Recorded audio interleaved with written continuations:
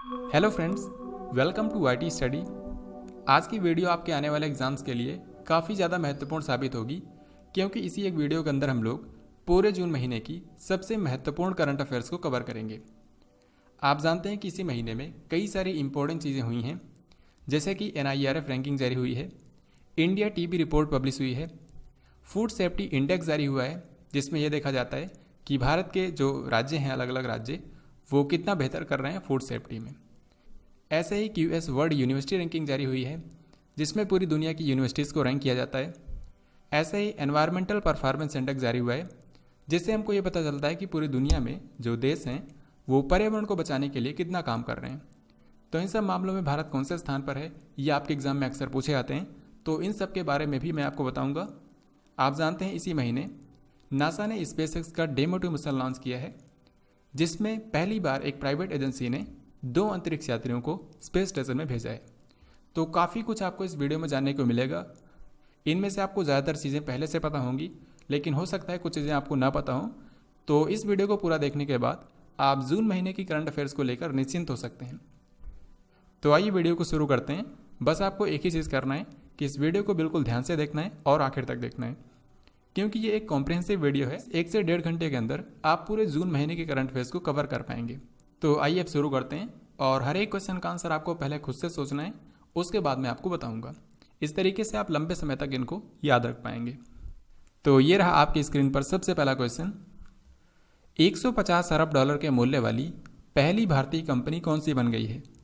यानी कि भारत की उस कंपनी का नाम आपको बताना है जिसकी मार्केट वैल्यू 150 अरब डॉलर से भी ज़्यादा हो गई है।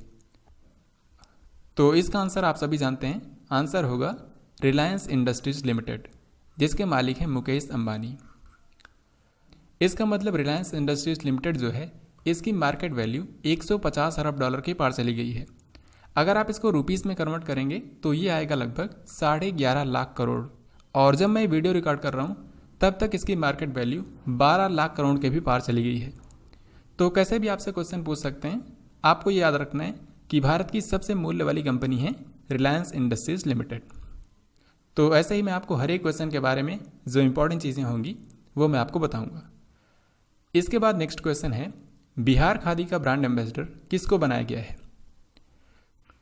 तो बिहार खादी के ब्रांड एम्बेसडर बने हैं पंकज त्रिपाठी। ये एक बॉलीवुड एक्टर हैं, तो इन्हीं को बिहार खादी का ब्रांड एम्बेसडर बनाया गया है। यहाँ पर आप इनको देख सकते हैं। इनमें से किस राज्य या फिर केंद्र शासित प्रदेश में 10,000 बेड वाला Sardar Patel Covid care centre बनाया गया है? क्योंकि इसमें 10,000 बेड है, तो ये न केवल भारत बल्कि पूरी दुनिया का सबसे बड़ा कोविड केयर सेंटर है। ओके, तो इसका नाम रखा गया है Sardar Patel Covid care centre, और ये बनाया गया है दिल्ली के छतरपुर में। तो इसका आंसर हो जाएगा ऑप्शन बी। एक्चुअल में दिल्ली के छतरपुर में जो राधा स्वामी सत्संग ब्यास है, उसी के परिसर में इसको बनाया गया है। इसके अलावा अगर हम दिल्ली की बात करें तो यहाँ पर 5T प्लान और ऑपरेशन शील्ड भी शुरू किया गया था। इसके अलावा दिल्ली में ही भारत का पहला प्लाज्मा बैंक भी बनाया गया है, जहाँ पर वो लोग प्लाज्मा डोनेट कर सकते हैं जो कि कोविड-19 से रिकवर हो चुके हैं। राइट, तो ये सारे पॉइंट्स आपको दिल्ली के बारे में याद रखने। अब हम आगे बढ़ते हैं। हर साल तेलंगाना का स्थापना दिवस किस दिन मनाया जाता है? तेलंगाना आप जानते हैं भारत का सबसे लेटेस्ट राज्य है, और ये 29वां राज्य बना था 2 जून 2014 को। हालांकि अभी के समय 28 राज्य हैं, लेकिन जब ये बना था तब ये भारत का 29वां राज्य था। तो इसकी स्थापना हुई थी 2 जून 2014 को। तो इस क्वेश्चन का आंसर हो जाएगा 2 जून, और इस बार इसका 6ठा स्थापना दिवस मनाया गया है। अब ये क्वेश्चन काफ़ी महत्वपूर्ण है। इसमें यह पूछा जा रहा है कि पर्यावरण प्रदर्शन सूचकांक 2020 में भारत कौन से स्थान पर है? तो जैसे कि मैंने आपको बताया था कि ये जो एनवायरमेंटल परफॉर्मेंस इंडेक्स होता है, इससे हमको ये पता चलता है कि दुनिया के सारे देश पर्यावरण को बचाने के लिए कितना काम कर रहे हैं। ये इंडेक्स एक चीज़ के लिए और ख़ास है, क्योंकि ये हर साल जारी नहीं होता है, ये हर 2 साल में एक बार जारी होता है। तो पिछली बार ये 2018 में जारी हुआ था, तब टोटल 180 देशों में भारत की रैंक थी पीछे से चौथी, यानी कि 177। तो आप समझ सकते हैं पर्यावरण को बचाने में भारत का कितना कम योगदान है। और इस बार जब जारी हुआ है 2020 में, तो भारत की रैंक कुछ इम्प्रूव हुई है। टोटल 9 स्थानों का भारत ने इम्प्रूव किया है। तो इस बार भारत की रैंक है 168। सो इस क्वेश्चन का आंसर हो जाएगा ऑप्शन ए। अगर आपसे ये पूछें कि दुनिया का कौन सा देश इस मामले में नंबर 1 पर है तो होगा डेनमार्क। डेनमार्क इसका राइट आंसर होगा। और इस इंडेक्स को जारी किया है अमेरिका की येल यूनिवर्सिटी ने। तो ये सारे पॉइंट्स आपको इस खास इंडेक्स के बारे में याद रखना है। विनिर्माण क्षेत्र का कौन सा संगठन पूरी तरीके से डिजिटल हो गया है? तो मैन्युफैक्चरिंग सेक्टर का हमारा जो NHAI है, यानी कि national highways authority of India, जो भारत में नेशनल हाईवे बनाता है, तो ये अब पूरी तरीके से डिजिटल हो गया है क्योंकि इनका सारा का सारा काम ऑनलाइन पोर्टल के जरिए किया जा रहा है। NHAI की अगर हम बात करें तो इसका हेडक्वार्टर नई दिल्ली में है और इसके इस समय अध्यक्ष हैं सुखवीर सिंह संधू। और अभी इनका कार्यकाल बढ़ाया भी गया था, तो इससे भी आपके एग्जाम में ये पूछा जा सकता है। तो अभी इसके अध्यक्ष हैं सुखवीर सिंह संधू। बेंगलुरु शहर की स्थापना किसने की थी? बेंगलुरु आप जानते हैं कर्नाटक की राजधानी है और इसको बसाया था केम्पेगौड़ा फर्स्ट ने। सो आंसर होगा ऑप्शन बी। केम्पेगौड़ा फर्स्ट जो थे ये विजयनगर साम्राज्य के एक सामंत थे और बाद में जाकर इन्होंने 1537 में बेंगलुरु शहर को स्टैब्लिश किया था। तो अभी इनका नाम न्यूज़ में इसलिए है क्योंकि कर्नाटक के जो मुख्यमंत्री हैं BS येदियुरप्पा, इन्होंने इनकी स्टैचू की आधारशिला रखी है। इसकी ऊंचाई होगी 108 फीट। तो इनकी 108 फीट ऊंची एक स्टैचू बनाई जाएगी बेंगलुरु शहर में ही। वैसे भी आप जानते होंगे बेंगलुरु शहर में जो यहाँ का एयरपोर्ट है, इंटरनेशनल एयरपोर्ट, उसका नाम भी इन्हीं के नाम पर है, केम्पेगौड़ा अंतर्राष्ट्रीय हवाई अड्डा। ओके, तो ऐसे आप याद कर सकते हैं। आप जानते हैं नासा का मुख्यालय है वाशिंगटन DC में, जो कि अमेरिका की राजधानी भी है। तो नासा ने अपने मुख्यालय का नाम किस अमेरिकी इंजीनियर के नाम पर रखने की अनाउंसमेंट की है? देखिए, आप जानते हो कि जून महीने में जॉर्ज फ्लॉयड की हत्या कर दी गई थी, जो कि एक ब्लैक पर्सन थे।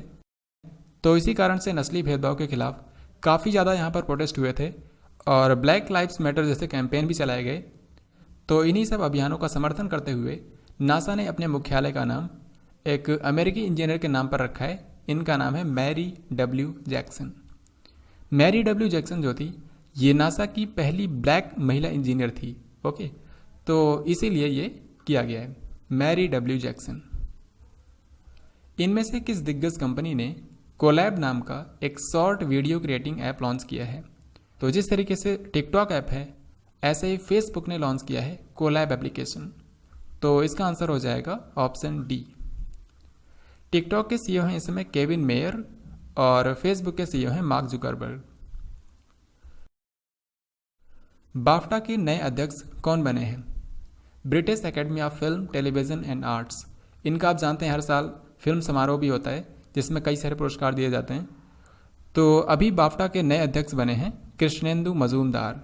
ये क्वेश्चन इंपॉर्टेंट इसलिए भी है क्योंकि बाफ्टा के 73 सालों के इतिहास में ऐसा पहली बार हुआ है जब किसी ब्लैक पर्सन को बाफ्टा का अध्यक्ष बनाया गया है। ओके, सो इसको आपको याद रखना है।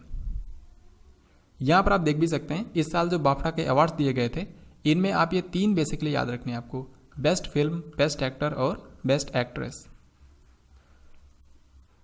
गैरसैंण, इसको हाल ही में उत्तराखंड की समर कैपिटल बना दिया गया है। आपको ये बताना है कि ये कौन से ज़िले में है। तो यहाँ पर आप देख सकते हैं उत्तराखंड का मैप, इसमें ये जो चमोली डिस्ट्रिक्ट है इसी में है गैरसैंण यहाँ पर। तो अब जो यहाँ की राजधानी है समर कैपिटल, ये बिल्कुल उत्तराखंड के सेंटर में है, तो यहाँ से चीज़ों को इम्प्लीमेंट करना ज़्यादा आसान होगा। और अब जो देहरादून है ये यहाँ की विंटर कैपिटल हो जाएगी। तो यहाँ पर पूछा गया है कि गैरसैंण कौन से ज़िले में है, आंसर होगा चमोली ज़िला। यहाँ के मुख्यमंत्री हैं त्रिवेंद्र सिंह रावत और यहाँ की राज्यपाल हैं बेबी रानी मौर्य। यहाँ पर आप जानते हैं 2 पोर्टल हाल ही में लॉन्च किए गए थे, एक का नाम था होप पोर्टल और दूसरे का नाम था कोविड-19 दृष्टि पोर्टल। विश्व पर्यावरण दिवस 2020 की थीम क्या है? What is the theme for world environment day 2020? विश्व पर्यावरण दिवस ये हर साल 5 जून को मनाया जाता है और इसका हर साल एक मेज़बान देश भी होता है। इस बार इसका मेज़बान देश है कोलंबिया। तो विश्व पर्यावरण दिवस 2020 की थीम है बायोडाइवर्सिटी, यानी कि जैव विविधता। So this is very important. अब ये क्वेश्चन भी पिछले वाले से रिलेटेड है। इसमें यह पूछा जा रहा है कि इस बार के विश्व पर्यावरण दिवस के अवसर पर शहरी वन योजना का शुभारंभ किसने किया। तो वैसे अगर आपको इसका आंसर ना भी पता हो तो भी आप गेस कर सकते हैं, क्योंकि ये जो शहरी वन योजना है इसको विश्व पर्यावरण दिवस के अवसर पर शुरू किया गया है और हमारे पर्यावरण मंत्री हैं प्रकाश जावड़ेकर। सो आंसर हो जाएगा ऑप्शन बी। अब ये जो शहरी वन योजना है इसके आप नाम से ही समझ सकते हैं, इसके तहत शहरों में वन लगाए जाएंगे। तो बेसिकली अगले 5 सालों के अंदर 200 शहरों का चुनाव किया जाएगा और उनको नगर वन के रूप में विकसित किया जाएगा। तो अगले 5 सालों के अंदर 200 नगर वन बनाए जाने हैं। UNCTAD यानी कि United Nations conference on trade and development, इसका हेडक्वार्टर है स्विट्जरलैंड के जेनेवा शहर में। तो इन्होंने हाल ही में एक रिपोर्ट जारी की है, विश्व निवेश रिपोर्ट 2020, और इसके नाम से आप समझ गए होंगे कि इससे हमको ये पता चलता है कि 2019 में कौन से देश में कितना इन्वेस्टमेंट आया है, यानी कि यहाँ पर बात हो रही है FDI की, फॉरेन डायरेक्ट इन्वेस्टमेंट। अब आपको ये बताना है कि 2019 में भारत को कुल कितना FDI मिला है। तो भारत को FDI मिला है $51 बिलियन। सो आंसर हो जाएगा ऑप्शन सी। अब यहाँ पर मैं आपको डेटा दिखाना चाहूँगा। यहाँ पर आप देख सकते हैं 2019 में पूरी दुनिया को FDI मिला है, पूरी दुनिया के कंट्रीज़ को FDI मिला है $1.54 ट्रिलियन, जो कि पिछले साल की तुलना में यानी कि 2018 की तुलना में 3% इंक्रीज हुआ है। ऐसे ही सबसे ज़्यादा FDI अगर आपसे पूछे किसको मिला है तो आंसर होगा यूनाइटेड स्टेट्स। हालांकि इनको पिछले साल की तुलना में कुछ इनमें कमी आई है, लेकिन इस बार इनका FDI रहा है $246 बिलियन। इसके बाद दूसरे स्थान पर है चीन, तीसरे पर सिंगापुर, और ऐसे ही अगर आप और आगे जाएंगे तो भारत आपको मिलेगा 9वें स्थान पर। ये आपके एग्जाम में बिल्कुल पूछा सकता है कि FDI के मामले में भारत कौन से स्थान पर है, आपको बताना है 9वें स्थान पर। तो यहाँ पर आप ये भी देख सकते हैं कि 2018 की तुलना में लगभग 20% का इंक्रीमेंट हुआ है। अब यहाँ पर आप ये भी देख सकते हैं कि दुनिया के वो टॉप कंट्रीज जिनको सबसे ज़्यादा FDI मिला है, तो नंबर 1 है अमेरिका और इसी में 9वें स्थान पर है भारत। यहाँ पर मैं आपको एक चीज़ और बताना चाहूँगा, ये जो भारत को $51 बिलियन मिले हैं, इनमें से सबसे ज़्यादा FDI मिला है भारत को सिंगापुर से। तो ये भी आपको याद रखना है, लगभग $14.67 बिलियन हमको सिंगापुर से मिले हैं। इनमें से किस राज्य की सरकार ने सभी गांवों में स्वास्थ्य मित्र तैनात करने की योजना बनाई है। तो इसका करेक्ट आंसर होगा ऑप्शन सी, यानी कि राजस्थान। तो राजस्थान के हर एक गांव में 2 स्वास्थ्य मित्र को तैनात किया जाएगा, एक महिला को और एक पुरुष को। और यहीं पर मैं आपको बता दूं कि उत्तर प्रदेश की सरकार ने अनाउंस किया है कि यहाँ पर जितने भी प्राइमरी हेल्थ सेंटर्स हैं, हर एक प्राइमरी हेल्थ सेंटर में एक आरोग्य मित्र को तैनात किया जाएगा। तो अगर आपसे पूछा जाता है कि आरोग्य मित्र कौन से राज्य में तैनात किए जाएंगे, आंसर आपको बताना है उत्तर प्रदेश, और स्वास्थ्य मित्र राजस्थान। ये क्वेश्चन भी काफ़ी महत्वपूर्ण है। इसमें आपसे ये पूछा जा रहा है कि टिड्डी दल को कंट्रोल करने के लिए ड्रोन माउंटेड ULV स्प्रेयर का उपयोग करने वाला दुनिया का पहला देश कौन सा है। बेसिकली यहाँ पर आपसे ये पूछना चाह रहे हैं कि लोकस्ट को कंट्रोल करने के लिए ड्रोन का इस्तेमाल करने वाला पहला देश कौन सा है। तो ये कोई और नहीं बल्कि अपना भारत ही है। सो आंसर हो जाएगा ऑप्शन ए। अभी हाल ही में राजस्थान के कुछ शहरों में ये टेस्ट किया गया था और ये सफल रहा। इनमें से किस केंद्र शासित प्रदेश के प्रशासन ने मेरा वेतन नाम की एक salary tracker mobile app launch की है। तो इसका करेक्ट आंसर हो जाएगा ऑप्शन सी, यानी कि जम्मू कश्मीर। तो यहाँ के जो उपराज्यपाल हैं गिरीश चंद्र मुर्मू, उन्होंने मेरा वेतन नाम की एक एप्लीकेशन लॉन्च की है। तो क्योंकि ये एक सैलरी ट्रैकर मोबाइल ऐप है, इसका मतलब ये है कि इससे जम्मू कश्मीर के जो कर्मचारी हैं, सरकारी कर्मचारी, उनकी सैलरी को ट्रैक किया जाएगा और उनको उनके वेतन से रिलेटेड हर तरह की जानकारी दी जाएगी। तो इसको जम्मू कश्मीर में शुरू किया गया है और जम्मू कश्मीर के हाल ही में केसर को GI टैग भी दिया गया है, ये भी आपको याद रखना है। केंद्रीय मंत्री जितेंद्र सिंह ने किस राज्य या फिर संघ शासित प्रदेश में देविका और पुनेजा पुल का उद्घाटन किया गया है। तो हाल ही में 2 पुल बनाए गए हैं, देविका पुल और पुनेजा पुल। ये दोनों ही पुल बनाए गए हैं जम्मू कश्मीर में। इनमें ये जो देविका पुल है इसकी लंबाई है 10 मीटर, तो बहुत ही छोटा है, हालांकि इम्पॉर्टेंट है। तो ये बनाया गया है उधमपुर ज़िले में। और जो पुनेजा पुल है इसकी लंबाई है लगभग 50 मीटर और ये बनाया गया है डोडा ज़िले में। ये दोनों ही आप यहाँ पर देख सकते हैं, बिल्कुल पास पास हैं। तो यहाँ पर 2 पुल बनाए गए हैं और इसका उद्घाटन किया है भारत के जो नॉर्थ ईस्ट रीजन के डेवलपमेंट के लिए मिनिस्टर हैं जितेंद्र सिंह, और इन दोनों पुलों को बनाया है बॉर्डर रोड ऑर्गेनाइजेशन ने। यहाँ पर जम्मू कश्मीर की बात हुई है तो ये भी आपको याद रखना है कि यहाँ का जो कृषि उत्पादन विभाग है, डिपार्टमेंट ऑफ एग्रीकल्चर प्रोडक्शन, अब इसका नाम बदलकर कृषि उत्पादन और किसान कल्याण विभाग किया जाएगा। तो अभी ये किया नहीं गया है लेकिन ये जल्द ही किया जाएगा। Food safety and standards authority of India, इसने हाल ही में जारी किया है खाद्य सुरक्षा सूचकांक 2019-20। तो इससे हमको ये पता चलता है कि भारत के राज्य और केंद्र शासित प्रदेश फूड सेफ्टी के मामले में कितना काम कर रहे हैं। तो आपको ये बताना है कि इसमें टॉप स्टेट कौन सा है। सबसे पहले मैं आपको बता दूं कि ये जो इंडेक्स है इसमें भारत के सभी राज्यों और केंद्र शासित प्रदेशों को टोटल 3 कैटेगरी में डिवाइड किया गया, बड़े राज्य, छोटे राज्य और तीसरी कैटेगरी में रखा गया है भारत के सभी केंद्र शासित प्रदेशों को। तो अगर हम बड़े राज्यों की बात करें तो इसमें नंबर 1 पर है गुजरात, फिर छोटे राज्यों में नंबर 1 पर है गोवा और यूनियन टेरिटरीज में नंबर 1 पर है चंडीगढ़। तो इस क्वेश्चन का आंसर हो जाएगा ऑप्शन ए यानी कि गुजरात। जून 2020 में योगेश गौड़ जी का निधन हो गया। आपको ये बताना है कि ये किस रूप में जाने जाते थे। तो यहाँ पर आप इनको देख सकते हैं, ये एक गीतकार थे यानी कि फिल्मों के लिए गाने लिखते थे।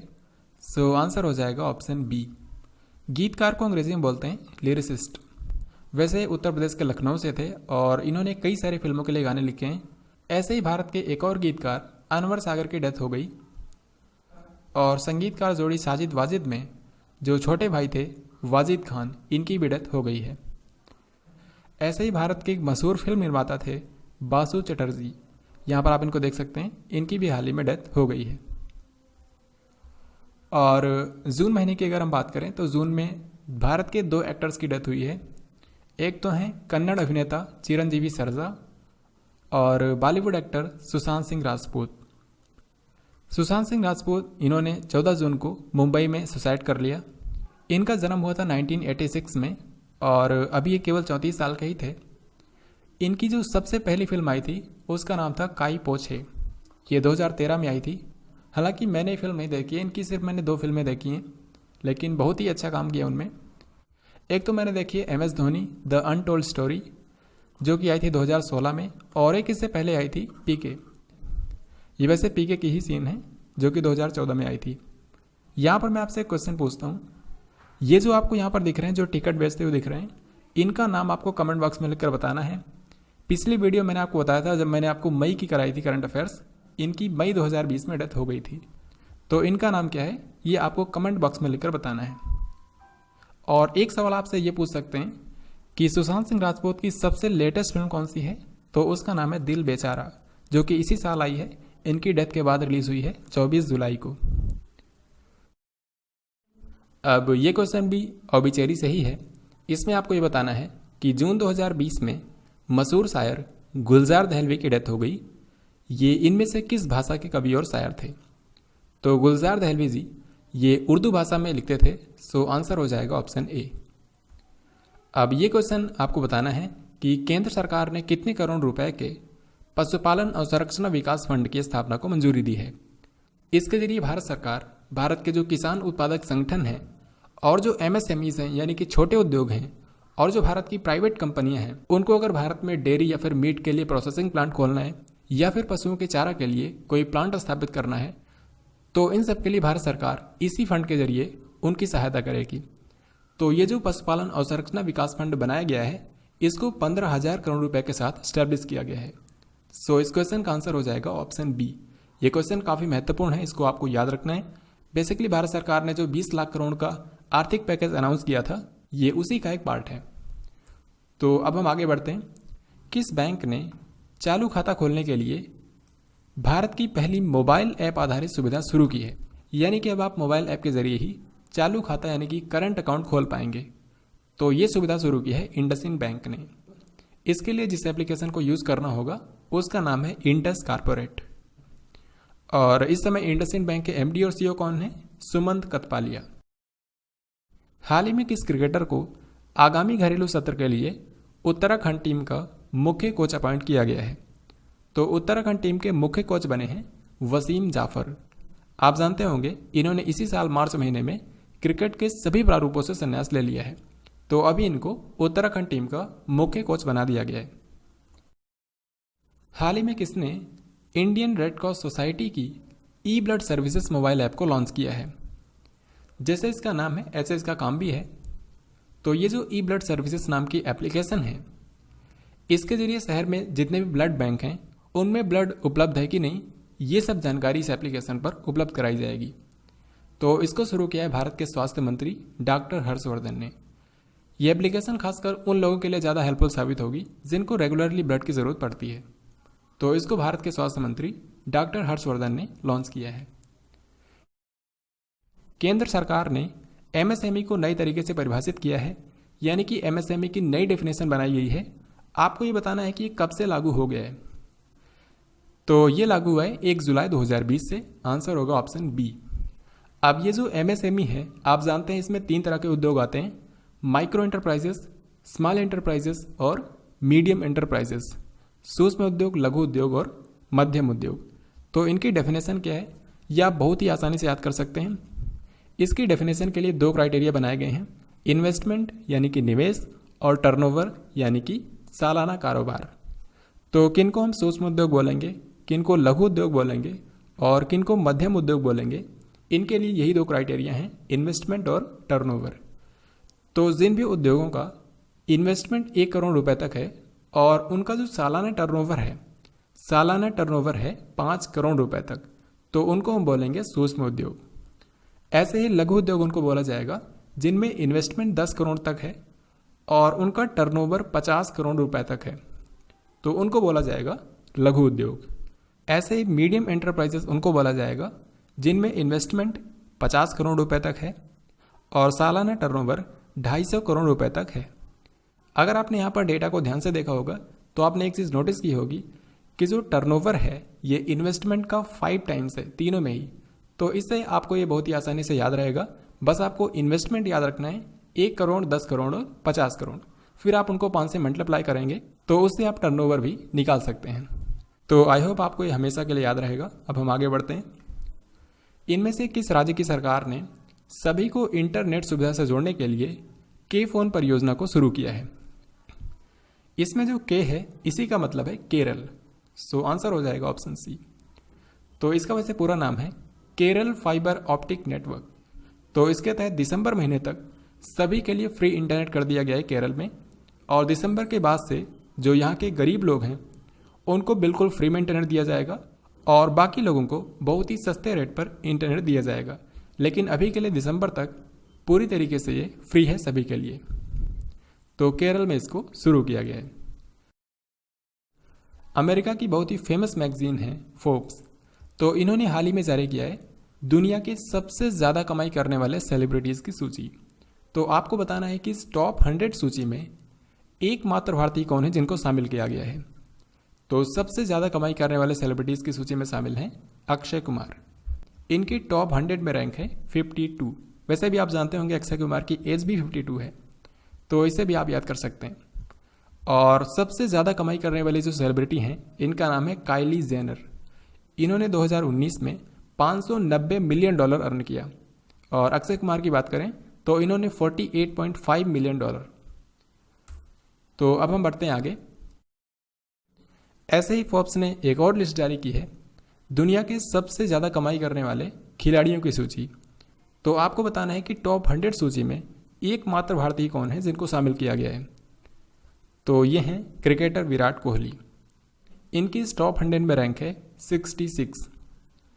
और अगर आपसे ये पूछें कि दुनिया के सबसे ज़्यादा कमाई करने वाले खिलाड़ी कौन हैं, तो आंसर हो जाएगा रोजर फेडरर, जो कि स्विट्जरलैंड के एक टेनिस प्लेयर हैं। और ऐसे ही महिलाओं में सबसे ज़्यादा कमाई करने वाले खिलाड़ी हैं नाओमी ओसाका, जो कि जापान की एक टेनिस प्लेयर हैं। तो आज के टेनिस प्लेयर्स काफ़ी ज़्यादा अर्निंग कर रहे हैं। आपके सामने यहाँ पर 4 राज्यों के नाम लिखे हैं, कर्नाटक, तमिलनाडु, केरल और राजस्थान। आपको ये बताना है कि इनमें से किस राज्य ने 18 जून 2020 को मास्क दिवस के रूप में मनाया था। तो मास्क के बारे में लोगों को अवेयर करने के लिए 18 जून 2020 को मास्क दिवस बनाया था कर्नाटक की सरकार ने। सो आंसर हो जाएगा ऑप्शन ए। कर्नाटक की आपको 2 एप्लीकेशंस याद रखनी है जो हाल ही में लॉन्च हुई हैं। एक का नाम है कोरोना वॉच और दूसरी का नाम है आपदा मित्र। ये क्वेश्चन भी वेरी इंपॉर्टेंट है। इसमें यह पूछा जा रहा है कि मर्सर के कॉस्ट ऑफ लिविंग सर्वे के हिसाब से प्रवासियों के लिए भारत का सबसे महंगा शहर कौन सा है। तो मर्सर ने हाल ही में जारी किया है कॉस्ट ऑफ लिविंग सर्वे। इससे हमको ये पता चलता है कि दुनिया का कौन सा शहर रहने के लिए कितना महंगा है। तो अगर हम पूरी दुनिया की बात करें तो दुनिया का सबसे महंगा शहर है हांगकांग। और अगर हम भारत की बात करें तो भारत का सबसे महंगा शहर है मुंबई। इसके इस लिस्ट में रैंक है 60। अभी मैं आपको लिस्ट भी दिखाऊंगा। और भारत का दूसरा सबसे महंगा शहर है नई दिल्ली, जो कि 101 प्लेस पर है। तो टॉप 100 में भारत का एक ही शहर है मुंबई। यहाँ पर आप देख सकते हैं हांगकांग सबसे महंगा शहर है। इसके बाद है तुर्कमेनिस्तान का अशगाबाद, इसके बाद जापान का टोक्यो। और भारत के शहरों की बात करें तो मुंबई है 60 पर और नई दिल्ली है 101 पर। तो ये आपको याद रखना है। मैरीलिबॉन क्रिकेट क्लब जो कि लंदन में है और ये 233 साल पुराना है। आपको ये बताना है कि इसकी पहली महिला अध्यक्ष के रूप में किसको अपॉइंट किया गया, यानी कि 233 साल के इसके इतिहास में पहली बार इसका अध्यक्ष एक महिला को बनाया जा रहा है। तो कौन है ये? इनका नाम है क्लेयर कोनोर। तो 1 अक्टूबर को ये पद ग्रहण करेंगी। अभी के समय है कुमार संकारा। इनमें से किस राज्य की कैबिनेट ने राज्य के बंदे उत्कल जननी नाम के गीत को राज्य गान का दर्जा दे दिया है? तो ये जो बंदे उत्कल जननी नाम का गीत है ये एक देशभक्ति कविता है। इसको ओडिशा की सरकार ने राज्य गान का दर्जा दे दिया है। सो आंसर हो जाएगा ऑप्शन बी। वैसे इसको काफ़ी लंबे समय से डिमांड हो रही थी कि इसको स्टेट एंथम का दर्जा दिया जाए और फाइनली अब इसको दर्जा दे दिया गया है। और ओडिशा में ही आप जानते होंगे हाल ही में भरोसा हेल्पलाइन भी शुरू की गई है। बेसिकली ओडिशा का जो केंद्रीय विश्वविद्यालय है वहाँ के छात्रों को तनाव मुक्त रखने के लिए ये भरोसा हेल्पलाइन शुरू की गई है। इसको शुरू किया भारत के शिक्षा मंत्री रमेश पोखरियाल ने। भारत का पहला राष्ट्रीय एआई पोर्टल किसके द्वारा लॉन्च किया गया? ये जो राष्ट्रीय एआई पोर्टल लॉन्च किया गया है ये भारत में किसी भी तरह से आर्टिफिशियल इंटेलिजेंस के विकास के लिए वन स्टॉप डिजिटल प्लेटफॉर्म के रूप में काम करेगा। तो इसको लॉन्च किया भारत के संचार मंत्री रविशंकर प्रसाद ने। वैसे रविशंकर प्रसाद के पास 3 मंत्रालय हैं। एक तो मैंने आपको बताया संचार मंत्रालय, दूसरा है कानून और न्याय मंत्रालय और तीसरा है इलेक्ट्रॉनिक्स और आईटी मंत्रालय। आगे बढ़ने से पहले मैं आपको बता दूं कि हाल ही में इंडिया ने जीपीएआई को एज ए फाउंडिंग मेंबर के रूप में ज्वाइन किया है, यानी कि भारत जीपीएआई का संस्थापक सदस्य बन गया है। जीपीएआई क्या है? यहाँ पर आप देख सकते हैं global partnership on artificial intelligence. तो इसको बेसिकली इसलिए बनाया गया है ताकि जो आर्टिफिशियल इंटेलिजेंस है इसका विकास और इस्तेमाल रेस्पॉन्सिबल और ह्यूमन सेंट्रिक हो, यानी कि जो एआई का विकास हो रहा है ये इंसानों के हित में हो और इसका एक जिम्मेदारी पूर्वक इस्तेमाल किया जाए। इसको भारत समेत कई सारे देशों ने मिलकर शुरू किया है। यहाँ पर आप इनको देख सकते हैं, अमेरिका भी है, ब्रिटेन भी है, यूरोपियन यूनियन भी है, जापान, इटली। तो कई सारे कंट्रीज ने मिलकर इसको शुरू किया है। और एग्ज़ाम के लिए आपको एक चीज़ याद रखनी है कि इसका जो सचिवालय होगा उसको होस्ट करेगा ओईसीडी।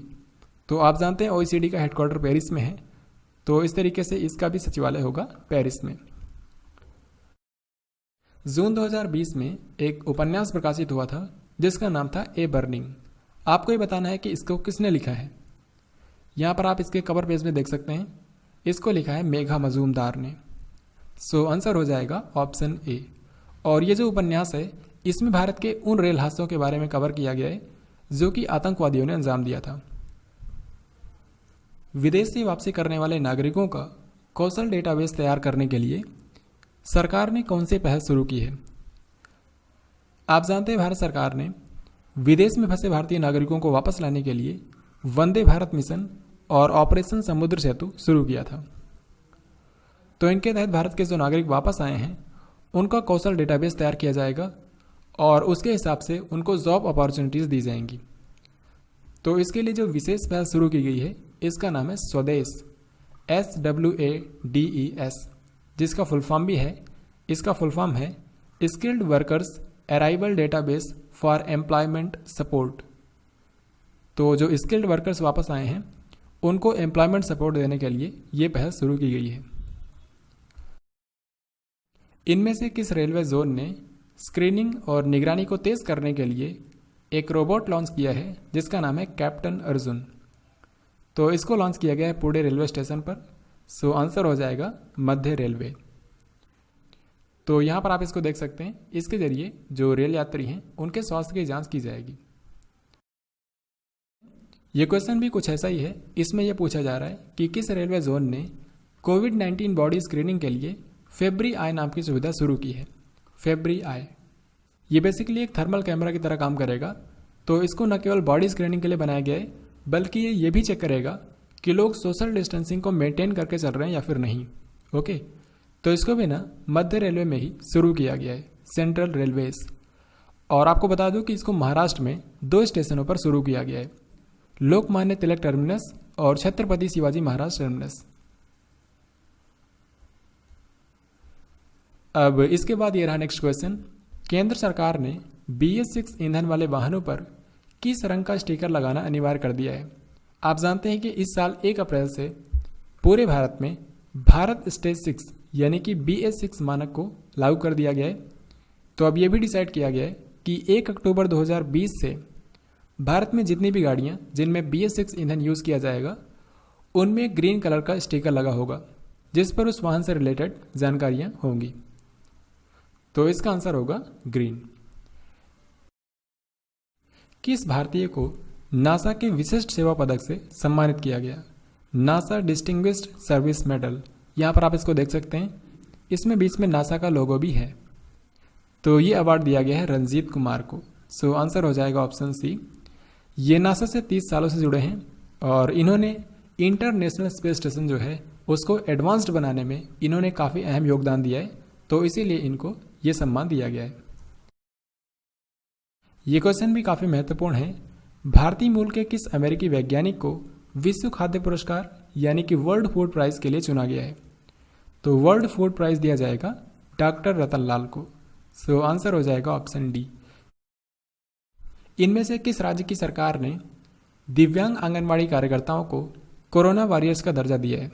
और आपको बता दूं कि इसी राज्य की सरकार ने आंगनबाड़ी कार्यकर्ताओं के लिए मुख्यमंत्री कोविड-19 योद्धा कल्याण योजना शुरू की थी। तो दिव्यांग आंगनबाड़ी कार्यकर्ताओं को कोरोना वॉरियर्स का दर्जा दिया है मध्य प्रदेश की सरकार ने। सो आंसर हो जाएगा ऑप्शन डी। यहां पर आपके सामने 4 राज्यों के नाम लिखे हैं, कर्नाटक, मध्य प्रदेश, ओडिशा और राजस्थान। आपको ये बताना है कि इनमें से किस राज्य की सरकार ने इंदिरा रसोई योजना लॉन्च करने की अनाउंसमेंट की है।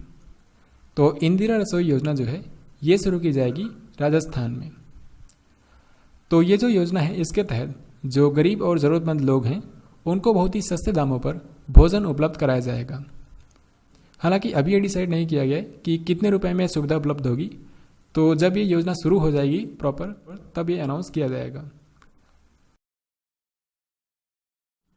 जून 2020 में किस देश ने शस्त्र व्यापार संधि में शामिल होने का निर्णय लिया है? तो इसका आंसर हो जाएगा ऑप्शन ए यानी कि चीन। अब ये जो शस्त्र व्यापार संधि है इसके नाम से आप समझ सकते हैं इसमें बेसिकली मानक बनाए गए हैं और उसी के हिसाब से जो इसमें कंट्रीज़ हैं वो एक दूसरे को हथियार बेच सकते हैं। तो अभी इसमें चीन ने शामिल होने का फैसला किया है। हालांकि आपको बता दूं भारत इसमें कभी भी शामिल नहीं हुआ है।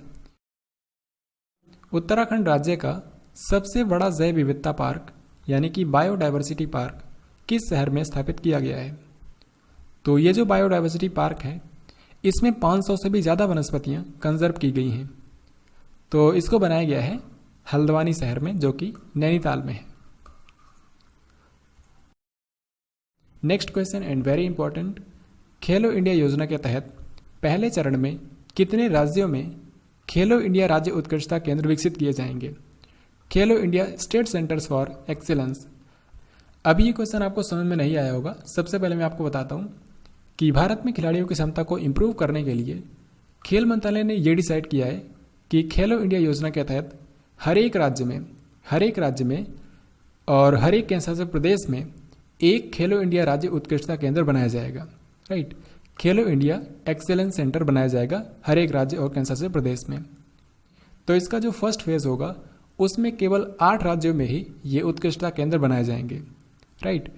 तो इस क्वेश्चन में यही पूछा गया है, सो आंसर हो जाएगा ऑप्शन ए।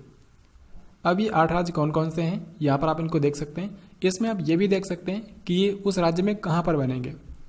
तो ये राज्य हैं कर्नाटक, अरुणाचल प्रदेश, केरल, मणिपुर, मिजोरम, नागालैंड, ओडिशा और तेलंगाना।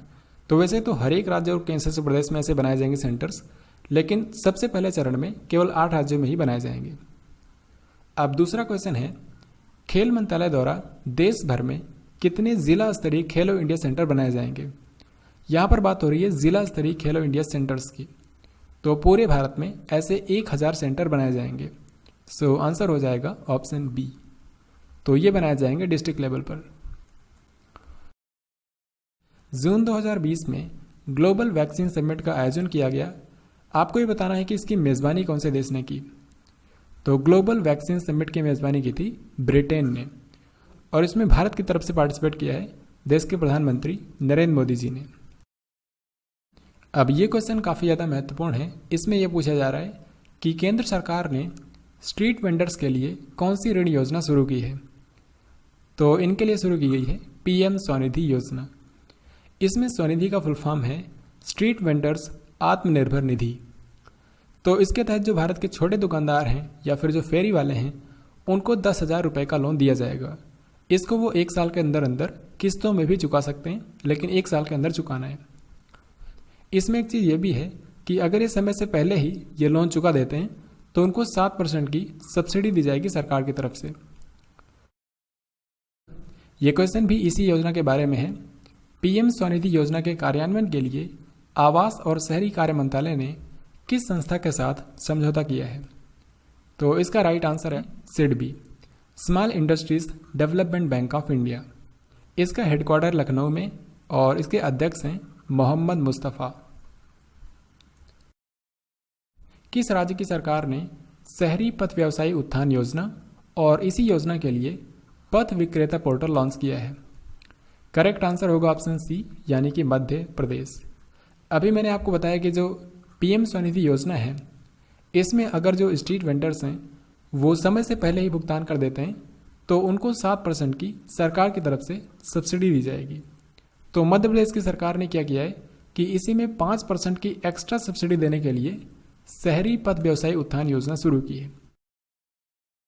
इनमें से किस कंपनी ने सोशल डिस्टेंसिंग में सहायक सोडर ऐप लॉन्च की है। तो सोडर एप्लीकेशन जो है, इसके जरिए लोग 2 मीटर की दूरी बनाए रख पाएंगे। तो इसको लॉन्च किया है गूगल ने। सो आंसर हो जाएगा ऑप्शन बी। गूगल और गूगल की जो पेरेंट कंपनी है अल्फाबेट, इन दोनों के सीईओ हैं भारतीय मूल के सुंदर पिचाई। जून 2020 में अरब सागर में एक तूफान आया था जिसका नाम था निसर्ग। आपको बताना है कि ये जो निसर्ग नाम है ये कौन से देश ने सुझाया था। तो इसका राइट आंसर हो जाएगा ऑप्शन डी, यानी कि बांग्लादेश। विश्व रक्तदाता दिवस 2020, इसकी थीम क्या है। World blood donor day 2020। World blood donor day जो है ये हर साल 14 जून को मनाया जाता है। तो इस बार इसकी थीम है सेफ ब्लड सेव लाइव्स। ये काफ़ी महत्वपूर्ण है, इसको आपको याद रखना है। अब इसी के साथ मैं आपको बताता हूँ इस महीने के सभी इंपॉर्टेंट डेज और उनकी थीम। सबसे पहले 1 जून को मनाया गया विश्व दुग्ध दिवस, यानी कि वर्ल्ड मिल्क डे। ये सबसे पहली बार मनाया गया था साल 2001 में। तो इस साल इसकी 20वीं वर्षगांठ है, इसीलिए इसकी थीम रखी गई है 20th anniversary of world milk day. फिर इसके बाद 3 जून को मनाया गया विश्व साइकिल दिवस, वर्ल्ड बाइसिकल डे। 5 जून को मनाया गया विश्व पर्यावरण दिवस, यानी कि वर्ल्ड एनवायरनमेंट डे। और इसकी इस बार थीम है बायोडाइवर्सिटी, यानी कि जैव विविधता। फिर इसके बाद 7 जून को मनाया गया विश्व खाद्य सुरक्षा दिवस, यानी कि वर्ल्ड फूड सेफ्टी डे। और आप जानते होंगे ये पिछले साल ही शुरू हुआ था 2019 में। तो 2019 में जो इसकी थीम थी वही इस बार भी है, फूड सेफ्टी एवरीवन्स बिजनेस। फिर इसके जस्ट बाद 8 जून को मनाया गया विश्व महासागर दिवस, यानी कि वर्ल्ड ओशियंस डे।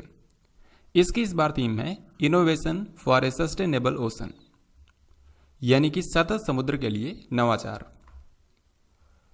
फिर जैसा कि मैंने आपको बताया 14 जून को मनाया गया है वर्ल्ड ब्लड डोनर डे, जिसकी इस बार थीम है सेव ब्लड सेव्स लाइव्स। फिर इसके बाद 17 जून को मनाया गया विश्व मरुस्थलीकरण और सूखा रोकथाम दिवस। तो दुनिया भर में मरुस्थलीकरण और सूखा को रोकने के लिए ये दिवस मनाया जाता है 17 जून को। इस बार इसकी थीम है food feed fibre, food feed and fibre, the links between consumption and land. फिर इसके बाद 20 जून को मनाया गया विश्व शरणार्थी दिवस, वर्ल्ड रिफ्यूजी डे। इसकी थीम काफ़ी महत्वपूर्ण है। इसकी थीम है एवरी एक्शन काउंट्स, यानी कि हर एक एक्शन मायने रखता है। फिर इसके जस्ट बाद 21 जून को मनाया गया अंतर्राष्ट्रीय योग दिवस, इंटरनेशनल योगा डे। इसकी इस बार थीम आपको पता होगी। इसमें आपको 2 थीम याद रखनी है। एक सो यूनाइटेड नेशन ने डिसाइड की थी yoga for health, yoga at home, यानी कि स्वास्थ्य के लिए योग और घर पर योग। और भारत का जो आयुष मंत्रालय है ये भी हर साल इसके लिए थीम डिसाइड करता है। तो इस बार इसकी थीम रखी गई है yoga at home, yoga with family. तो दोनों लगभग एक ही जैसे है, ये आपको याद रखना है, yoga at home, yoga with family. तो यहाँ पर हम लोगों ने 1 से लेकर 21 जून तक के सारे इंपॉर्टेंट डेज कवर कर लिए हैं। इसके जो बाद हैं वो मैं आपको इसी वीडियो में आगे बताऊंगा। तो अभी के लिए आगे बढ़ते हैं। भारतीय नौसेना में एंटी टारपीडो डिकॉय प्रणाली को शामिल किया गया है, जिसका नाम रखा गया है मारीच। आपको ये बताना है कि इसको किसने विकसित किया है। यहाँ पर आप एक टर्म देख रहे हैं टॉर्पीडो।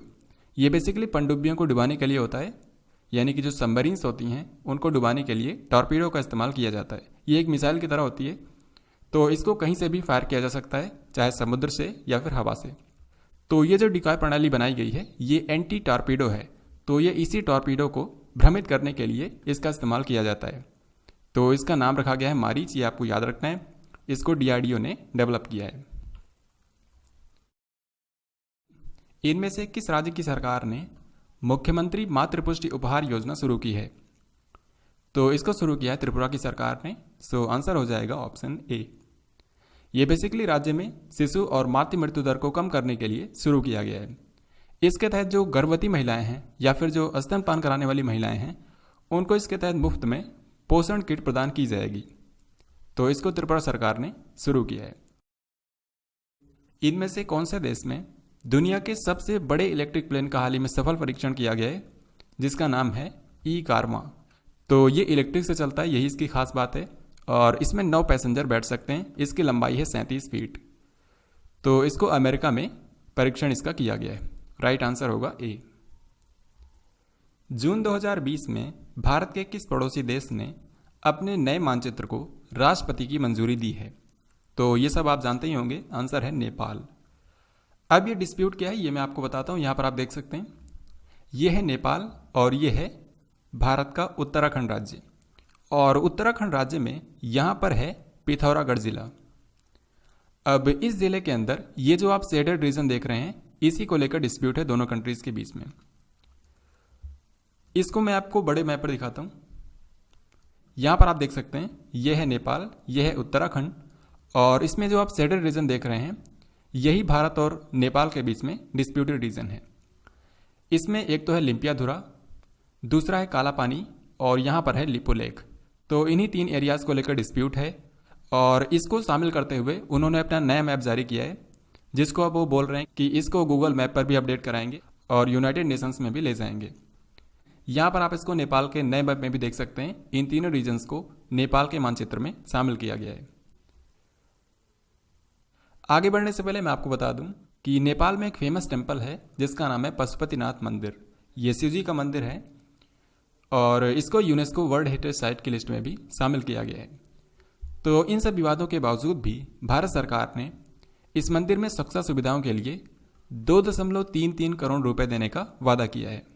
तो आपको याद रखना है कि पशुपतिनाथ मंदिर है नेपाल में। विश्व व्यापार संगठन यानी कि वर्ल्ड ट्रेड ऑर्गेनाइजेशन WTO में भारत का नया राजदूत किसको अपॉइंट किया गया है? तो WTO में भारत के नए राजदूत बने हैं ब्रजेंद्र नवनीत। सो आंसर हो जाएगा ऑप्शन सी। इनमें से किस IIT संस्थान ने कोविड-19 महामारी के दौरान सुरक्षित हवाई यात्रा के लिए फ्लाई जी नाम की एक ऐप विकसित की थी?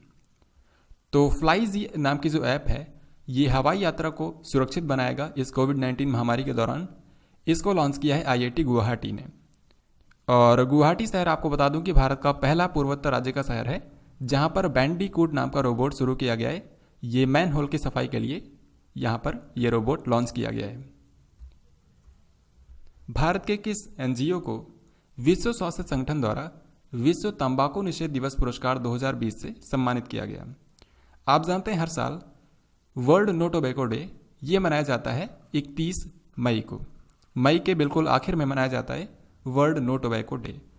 तो इस बार विश्व तंबाकू निषेध दिवस पुरस्कार दिया गया है भारत के सीड्स नाम के NGO को। ये नई दिल्ली में है, तो इसको ये अवार्ड दिया गया है क्योंकि इन्होंने तंबाकू पर बैन लगाने के लिए काफ़ी प्रयास किए हैं। हाल ही में वार्षिक टीबी रिपोर्ट 2020 जारी हुई। आपको बताना है कि इसके हिसाब से साल 2019 में टीबी रोगियों की संख्या में कितने % की बढ़ोतरी हुई है? तो 2019 में टीबी के जो मरीज हैं इनकी संख्या में 14% की बढ़ोतरी हुई है। इसी इंडिया टीबी रिपोर्ट 2020 में स्टेट टीबी इंडेक्स भी जारी किया गया है, जिससे हमको ये पता चलता है कि भारत के जो राज्य हैं और केंद्र शासित प्रदेश हैं वो टीबी को रोकने के लिए कितना काम कर रहे हैं, उनकी परफॉर्मेंस कैसी है। तो यहाँ पर आप देख सकते हैं इसमें भी 3 कैटेगरी बनाई गई है पॉपुलेशन के हिसाब से। तो पहली कैटेगरी है बड़े राज्य। बड़े राज्यों में नंबर 1 पर है गुजरात। छोटे राज्यों में नंबर 1 पर है नागालैंड और त्रिपुरा, दोनों को एक साथ पहले स्थान पर रखा गया है। और केंद्र शासित प्रदेशों में नंबर 1 पर है जो सबसे लेटेस्ट भारत का यूनियन टेरेटरी है, दादरा नगर हवेली और दमन और दीव। तो ये आपको याद रखना है, ये बहुत ही ज़्यादा महत्वपूर्ण है। यहाँ पर मैं आपको और चीज़ बताता हूँ। आपको ये बताना है कमेंट्स में कि टीबी डे हर साल किस दिन मनाया जाता है और इस बार की थीम क्या थी। टीबी को भारत में ख़त्म करने का लक्ष्य रखा गया है 2025 तक और ग्लोबली इसका टारगेट है 2030 तक। तो पूरी दुनिया से 2030 तक खत्म करना है और भारत में 2025 तक। इनमें से किस राज्य की सरकार ने लाख की खेती को कृषि का दर्जा दे दिया है? ये जो लाख होता है ये इसके बेसिकली कीट होते हैं, लाख कीट उनको बोला जाता है। और जिस पेड़ पर रहते हैं उस पर ये रहने के लिए जो घर बनाते हैं उसी को बाद में पेड़ की डाल से निकाल लिया जाता है और फिर इसका इस्तेमाल बहुत सारी चीज़ें बनाई जाने में की जाती हैं। खासकर कॉस्मेटिक्स में इसका बहुत ज़्यादा यूज़ किया जाता है। तो हाल ही में लाख की खेती को कृषि का दर्जा दिया है छत्तीसगढ़ की सरकार ने। तो इससे जो लाख की खेती करने वाले किसान हैं उनको बहुत ही ज़्यादा लाभ मिलेगा। तो इसका आंसर हो जाएगा ऑप्शन डी। छत्तीसगढ़ के मुख्यमंत्री हैं भूपेश बघेल और यहाँ के जो सबसे पहले मुख्यमंत्री थे अजीत जोगी, उनका मई 2020 में निधन हो गया है। किस राज्य में मौसम पूर्वानुमान के लिए मेघ संदेश नाम की ऐप लॉन्च की गई है? तो मेघ संदेश नाम की जो ऐप है इसको लॉन्च किया है कर्नाटक की सरकार ने। तो इससे यहाँ पर बारिश, बाढ़ और आंधी जैसी जो आपदाएं आती हैं उनके बारे में पहले से ही जानकारी दी जाएगी।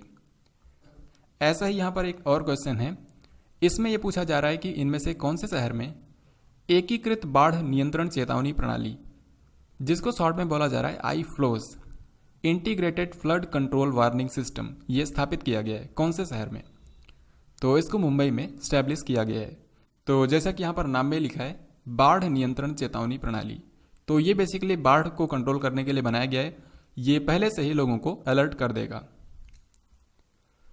यहाँ पर महाराष्ट्र की बात हुई है तो ये भी आपको याद रखना है कि महाराष्ट्र का जो पर्यावरण मंत्रालय है इसका नाम अब बदलकर पर्यावरण और जलवायु परिवर्तन मंत्रालय कर दिया गया है। पर्यावरण और जलवायु परिवर्तन मंत्रालय। नेक्स्ट क्वेश्चन स्पोर्ट्स से है और काफ़ी महत्वपूर्ण है। इसमें आपको ये बताना है कि 2021 में यानी कि अगले साल जो एशियाई युवा पैरा खेल होंगे उनकी मेज़बानी कौन सा देश करेगा? सबसे पहले मैं आपको बता दूं कि जो एशियन यूथ गेम्स होंगे, नॉर्मल खिलाड़ियों की यहाँ पर मैं बात कर रहा हूँ, तो नॉर्मल खिलाड़ियों के लिए जो एशियन यूथ गेम्स होंगे उनका आयोजन करेगा चीन। लेकिन जो दिव्यांग खिलाड़ियों के लिए एशियन यूथ पैरा गेम्स होंगे इनको होस्ट करेगा बहरीन। सो इस क्वेश्चन का आंसर हो जाएगा ऑप्शन बी। हाल ही में किस केंद्रीय मंत्री ने सत्यभामा पोर्टल लॉन्च किया है? सत्यभामा पोर्टल। अगर आपको किसी भी पोर्टल का काम पता हो जाए तो आप ये भी गेस कर सकते हैं कि उसको कौन से मंत्रालय ने शुरू किया है, किस मंत्री ने शुरू किया है। तो ये जो सत्यभामा पोर्टल है इसका फुल फॉर्म मैं आपको बताता हूँ, इसी से आप समझ जाएंगे। इसका फुल फॉर्म है साइंस एंड टेक्नोलॉजी योजना फॉर आत्मनिर्भर Bharat in mining advancement. Last शब्द पर यहाँ पर आप ध्यान दीजिए।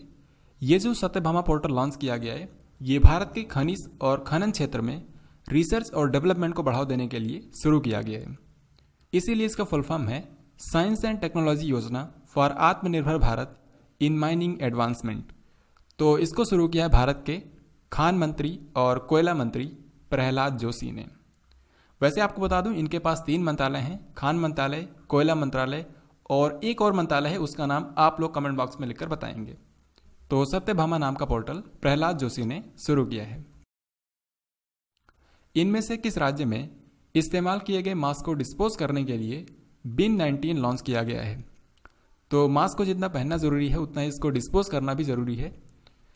तो मास्क को डिस्पोज करने के लिए बिन 19 लॉन्च किया गया है केरल में। इसको केरल के कोचीन में स्थित एक स्टार्टअप ने डेवलप किया है, जिसका नाम है VST mobility solutions. VST mobility solutions. Kerala में आप जानते हैं कई सारे अभियान शुरू किए गए हैं हाल ही में।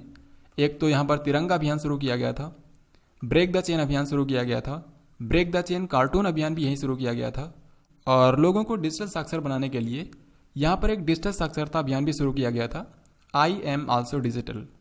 तो ये सब आपको याद रखने। वैसे इस साल जितने भी इनिशिएटिव और जितने भी कैंपेन शुरू किए गए हैं उस पर अलग से वीडियो अपलोडेड है, उसको भी आप देख सकते हैं। 30 मई को नासा ने स्पेसएक्स के डेमो 2 मिशन में कितने अंतरिक्ष यात्रियों को अंतर्राष्ट्रीय अंतरिक्ष स्टेशन में भेजा है? यह क्वेश्चन काफी महत्वपूर्ण है, क्योंकि ऐसा पहली बार हुआ है जब किसी प्राइवेट कंपनी ने अंतरिक्ष यात्री को स्पेस स्टेशन में भेजा है। तो यहाँ पर स्पेसएक्स की बात हो रही है। तो स्पेसएक्स का जो डेमो 2 मिशन है, इसमें 2 अंतरिक्ष यात्रियों को भेजा गया है। एक का नाम है रॉबर्ट बेनकेन और दूसरे का नाम है डगलस हर्ली। यहाँ पर आप इनको देख भी सकते हैं। तो इस क्वेश्चन का आंसर हो जाएगा ऑप्शन डी, बी और सी दोनों। और मैं आपको बता दूं कि इसमें जो क्रू कैप्सूल इस्तेमाल किया गया था उसका नाम था क्रू ड्रैगन। ये भी आपको याद रखना है।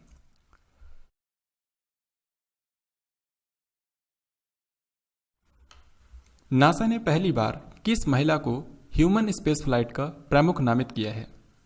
तो ये जो मैंने आपको मिशन बताया है, इसी में एक और खास चीज हुई है कि इसका निरीक्षण करने के लिए एक महिला को अपॉइंट किया गया था। और ये नासा के इतिहास में पहली बार हुआ है जब किसी महिला को ह्यूमन स्पेस फ्लाइट का प्रमुख नामित किया गया है। तो इनका नाम है Kathy Lueders. This is very important.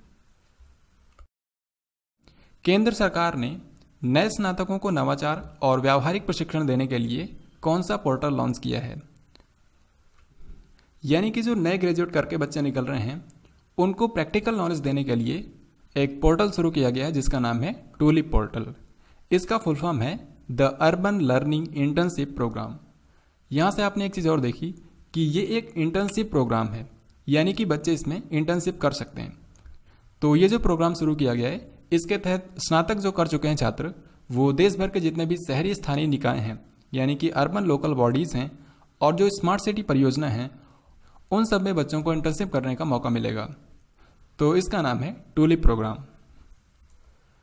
ऐसे ही एक और इंटर्नशिप योजना शुरू की गई है जिसका नाम है सहकार मित्र योजना। तो इसको मैंने एक साथ ही कवर किया है ताकि आपको आसानी से याद हो पाए। और जैसा कि आप इसके नाम से समझ सकते हैं, इसमें जो ग्रेजुएट्स हैं उनको NCDC और जो दूसरे कोऑपरेटिव्स हैं उनमें इंटर्नशिप करने का मौका मिलेगा, उनके साथ प्रैक्टिकली काम करने और सीखने का मौका मिलेगा। तो इसको किसने लॉन्च किया है? इसको लॉन्च किया है भारत के कृषि मंत्री नरेंद्र सिंह तोमर ने। सो आंसर हो जाएगा ऑप्शन ए।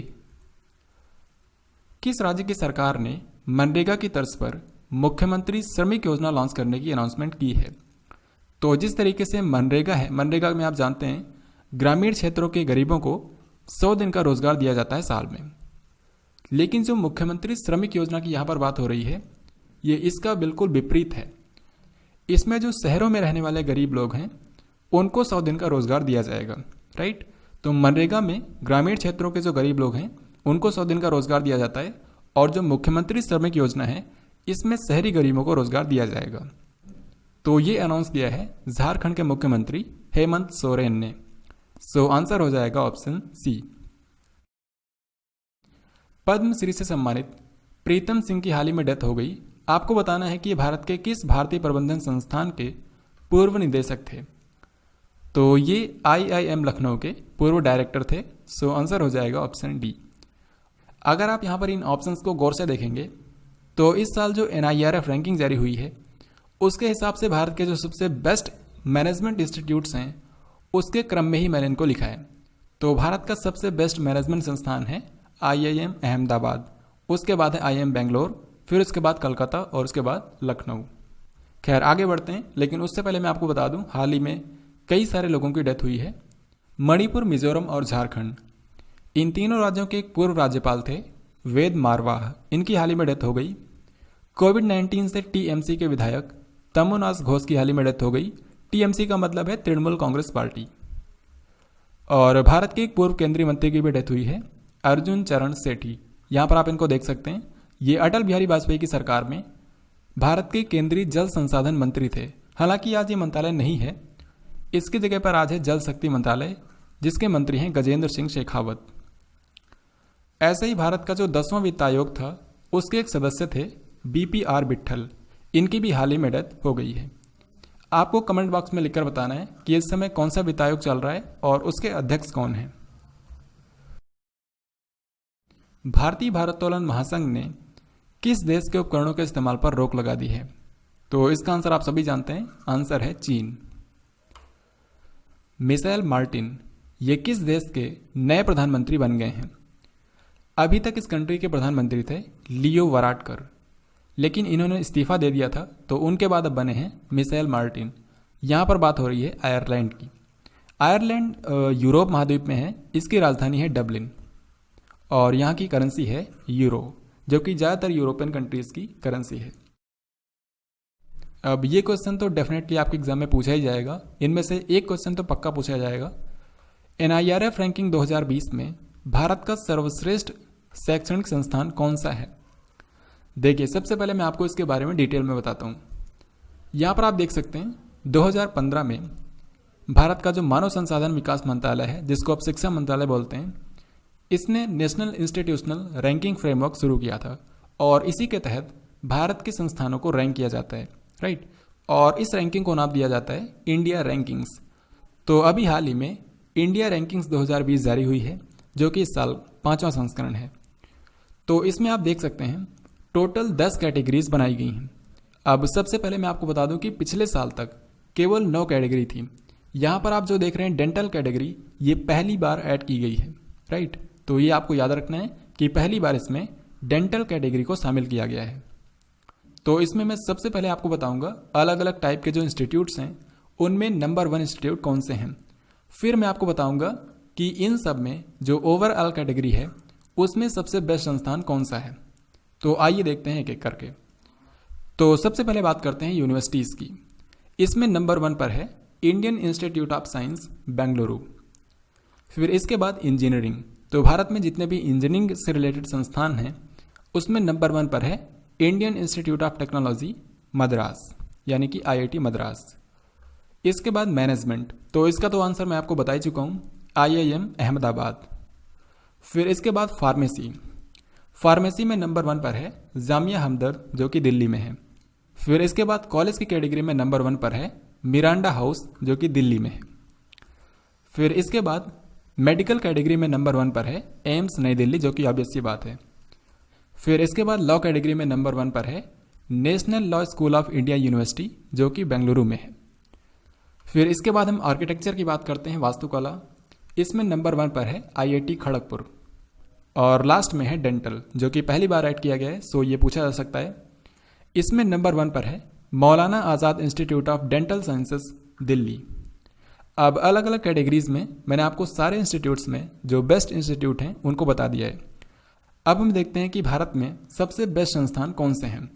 तो इसमें मैं आपको 3 बताऊंगा, टॉप 3। सबसे पहले है IIT Madras, this is very important. सबसे पहले है IIT मद्रास, दूसरे नंबर पर है Indian institute of science Bengaluru और तीसरे नंबर पर है IIT दिल्ली। ये तीनों आपको बिल्कुल याद रखना है। अब हम क्वेश्चन पर आते हैं। क्वेश्चन को अगर आप देखेंगे तो इसमें यही पूछा गया है कि सबसे बेस्ट संस्थान कौन सा है भारत का, यानी कि यहाँ पर बात हो रही है ओवरऑल कैटेगरी की। तो इसमें नंबर 1 पर है IIT मद्रास। सो आंसर हो जाएगा ऑप्शन बी। तो यहाँ पर आप इसका स्क्रीनशॉट भी ले सकते हैं, इससे आपको याद रखने में आसानी होगी। नेक्स्ट क्वेश्चन, इसमें आपको ये बताना है कि हाल ही में किसे EY world entrepreneur of the year 2020 पुरस्कार दिया गया। इसका करेक्ट आंसर होगा ऑप्शन डी, यानी कि किरण मजूमदार शॉ। ये बायोकॉन की संस्थापक हैं और आपको बता दूं कि ये भारत की पहली महिला हैं जिनको ये सम्मान दिया गया है। इनसे पहले भारत के सिर्फ 2 ही लोगों को दिया गया था, एक तो उदय कोटक और दूसरे इन्फोसिस के NR नारायण मूर्ति। तो 2 लोगों को अभी तक दिया गया था। ये भारत की तीसरी व्यक्ति हैं और भारत की पहली महिला हैं जिनको EY world entrepreneur of the year से सम्मानित किया गया है। बाल श्रम निषेध दिवस 2020 के अवसर पर किस राज्य की सरकार ने बाल श्रमिक विद्या योजना शुरू की है। सबसे पहले मैं आपको बता दूं कि ये जो बाल श्रमिक निषेध दिवस होता है ये हर साल 12 जून को मनाया जाता है। तो इस बार इस दिवस पर उत्तर प्रदेश की सरकार ने बाल श्रमिक विद्या योजना शुरू की है। तो इसमें उन बच्चों को आर्थिक मदद दी जाएगी जो बाल श्रम छोड़कर पढ़ाई करना चाहते हैं। तो इसमें लड़कों को 1000 रुपये हर महीने दिए जाएंगे और लड़कियों को 1200 रुपये हर महीने दिए जाएंगे। यहाँ पर मैं आपको बता दूं कि अगर ये बच्चे कक्षा 8, 9, 10 की परीक्षा पास कर लेते हैं तो इनको 6000 रुपये एक्स्ट्रा दिए जाएंगे। तो इसको उत्तर प्रदेश की सरकार ने शुरू किया है। This is very important. किस राज्य ने गायों की रक्षा के लिए और उनके वध को रोकने के लिए गोवध निवारण संशोधन अध्यादेश को मंजूरी दी है? Cow slaughter prevention amendment ordinance 2020। तो इसका आंसर आप गेस कर सकते हैं, आंसर होगा उत्तर प्रदेश। तो इसमें 2 प्रावधान किए गए हैं। एक तो ये कि अगर कोई गायों को जान से मार देता है तो 10 साल की उनको सजा होगी और 5 लाख का जुर्माना लिया जाएगा। लेकिन अगर कोई अंग भंग कर देता है तो उनको 7 साल की सजा होगी और 3 लाख का जुर्माना लिया जाएगा। और यहाँ पर उत्तर प्रदेश की बात हुई है तो आप ये भी जानते होंगे कि उत्तर प्रदेश का जो मेरठ शहर है यहाँ पर जानवरों के लिए भारत का पहला युद्ध स्मारक बनाया जाएगा। जून 2020 में अमेरिका में किस अश्वेत की डेथ के बाद हिंसक विरोध प्रदर्शन हुए? तो इसका आंसर आप सभी जानते हैं, आंसर है जॉर्ज फ्लॉयड। प्रवासी श्रमिकों के लिए एक जॉब प्लेटफॉर्म विकसित करने के लिए किसने एक समिति बनाई है? तो जो प्रवासी श्रमिक हैं उनके लिए एक जॉब प्लेटफॉर्म बनाया जाएगा ताकि उनको जॉब के अवसर उपलब्ध कराए जा सकें। तो इसी के लिए एक समिति बनाई है भारत के नीति आयोग ने। और आपको बता दूं कि इसमें गूगल, माइक्रोसॉफ्ट जैसी जो IT कंपनियां हैं उनके शीर्ष अधिकारियों को शामिल किया गया है। सो आंसर हो जाएगा ऑप्शन डी। अब इसके अलावा नीति आयोग जो है ये और भी कई कारणों से न्यूज़ में था। एक तो इन्होंने decarbonising transport in India project शुरू किया है। इसको इन्होंने इंटरनेशनल ट्रांसपोर्ट फोरम के साथ मिलकर शुरू किया है। तो बेसिकली भारत में low carbon transport system develop करने के लिए ये प्रोजेक्ट शुरू किया गया है, डीकार्बोनाइजिंग ट्रांसपोर्ट इन इंडिया। इसके अलावा नीति आयोग ने ही Bill and Melinda Gates Foundation के साथ मिलकर नेविगेटिंग द न्यू नॉर्मल अभियान शुरू किया है। ये जो अभियान है नेविगेटिंग द न्यू नॉर्मल, ये लोगों के बिहेवियर को बदलने के लिए शुरू किया गया है। क्योंकि आप जानते हैं देश में लॉकडाउन खत्म हो चुका है, तो ऐसे में अगर लोग अपने व्यवहार को नहीं बदलेंगे, जैसे पहले रहते थे वैसे ही रहेंगे, तो कोविड-19 को रोकना असंभव हो जाएगा। क्योंकि आप जानते हैं देश में अनलॉकिंग प्रक्रिया शुरू हो चुकी है। तो ऐसे में लोगों को अपना व्यवहार बदलना ही होगा। उनको सोशल डिस्टेंसिंग मेंटेन करके चलना होगा और सार्वजनिक स्थानों पर मास्क पहनना होगा, हैंड हाइजीन का भी ध्यान देना होगा। कम से कम तब तक तो ये करना ही होगा जब तक कोविड-19 की प्रॉपर वैक्सीन नहीं आ जाती है। तो इसीलिए लोगों के व्यवहार को बदलने के लिए ये navigating the new normal campaign शुरू किया है नीति आयोग ने। ये काफ़ी महत्वपूर्ण है, इसके बारे में आपको याद रखना है।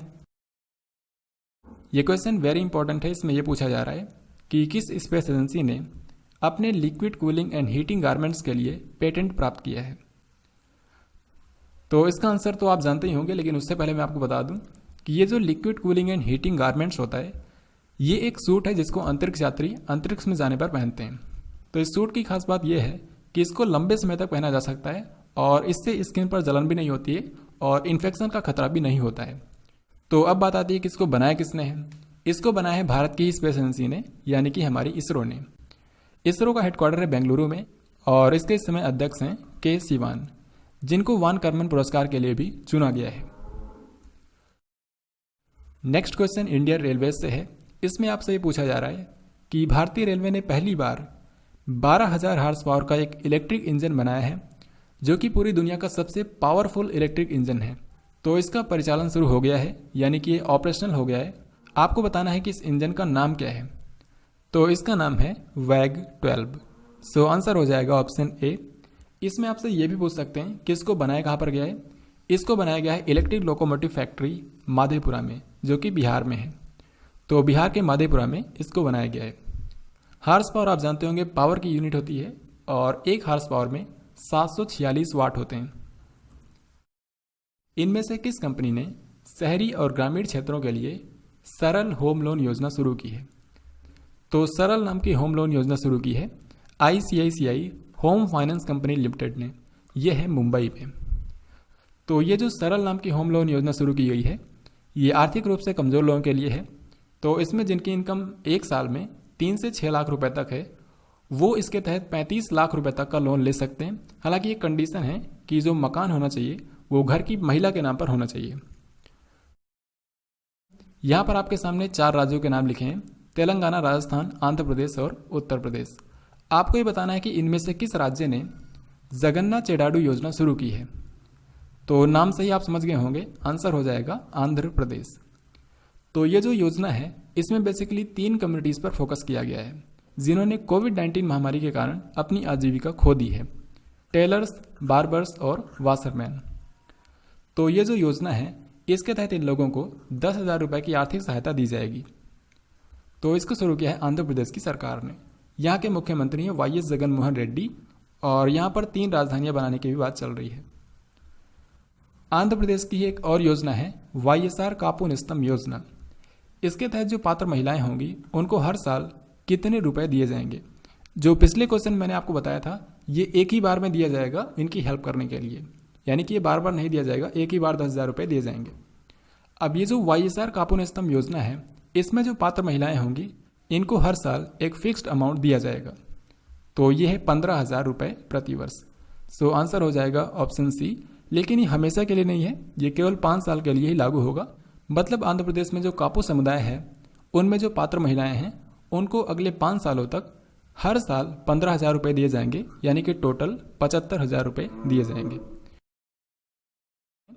स्विट्जरलैंड के बैंकों में जमा किए गए धन के मामले में भारत कौन से स्थान पर है? तो इसमें नंबर 1 पर है ब्रिटेन, और भारत की रैंक है 77। ब्रिटेन में भारत का अगला उच्चायुक्त किसको बनाया गया है? ये काफ़ी महत्वपूर्ण है। ब्रिटेन में भारत की नई उच्चायुक्त बनी है गायत्री आई कुमार।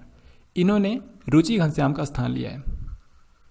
सो आंसर हो जाएगा ऑप्शन डी। इसके अलावा और भी कई सारे कंट्रीज में भारत के नए राजदूत या फिर उच्चायुक्त अपॉइंट किए गए हैं, जैसे कि स्विट्जरलैंड। स्विट्जरलैंड में भारत की नई राजदूत बनी है मोनिका मोहता। फिनलैंड में भारत के नए राजदूत बने हैं Ravish Kumar. Papua New Guinea में भारत के नए उच्चायुक्त बने हैं सुशील कुमार सिंघल।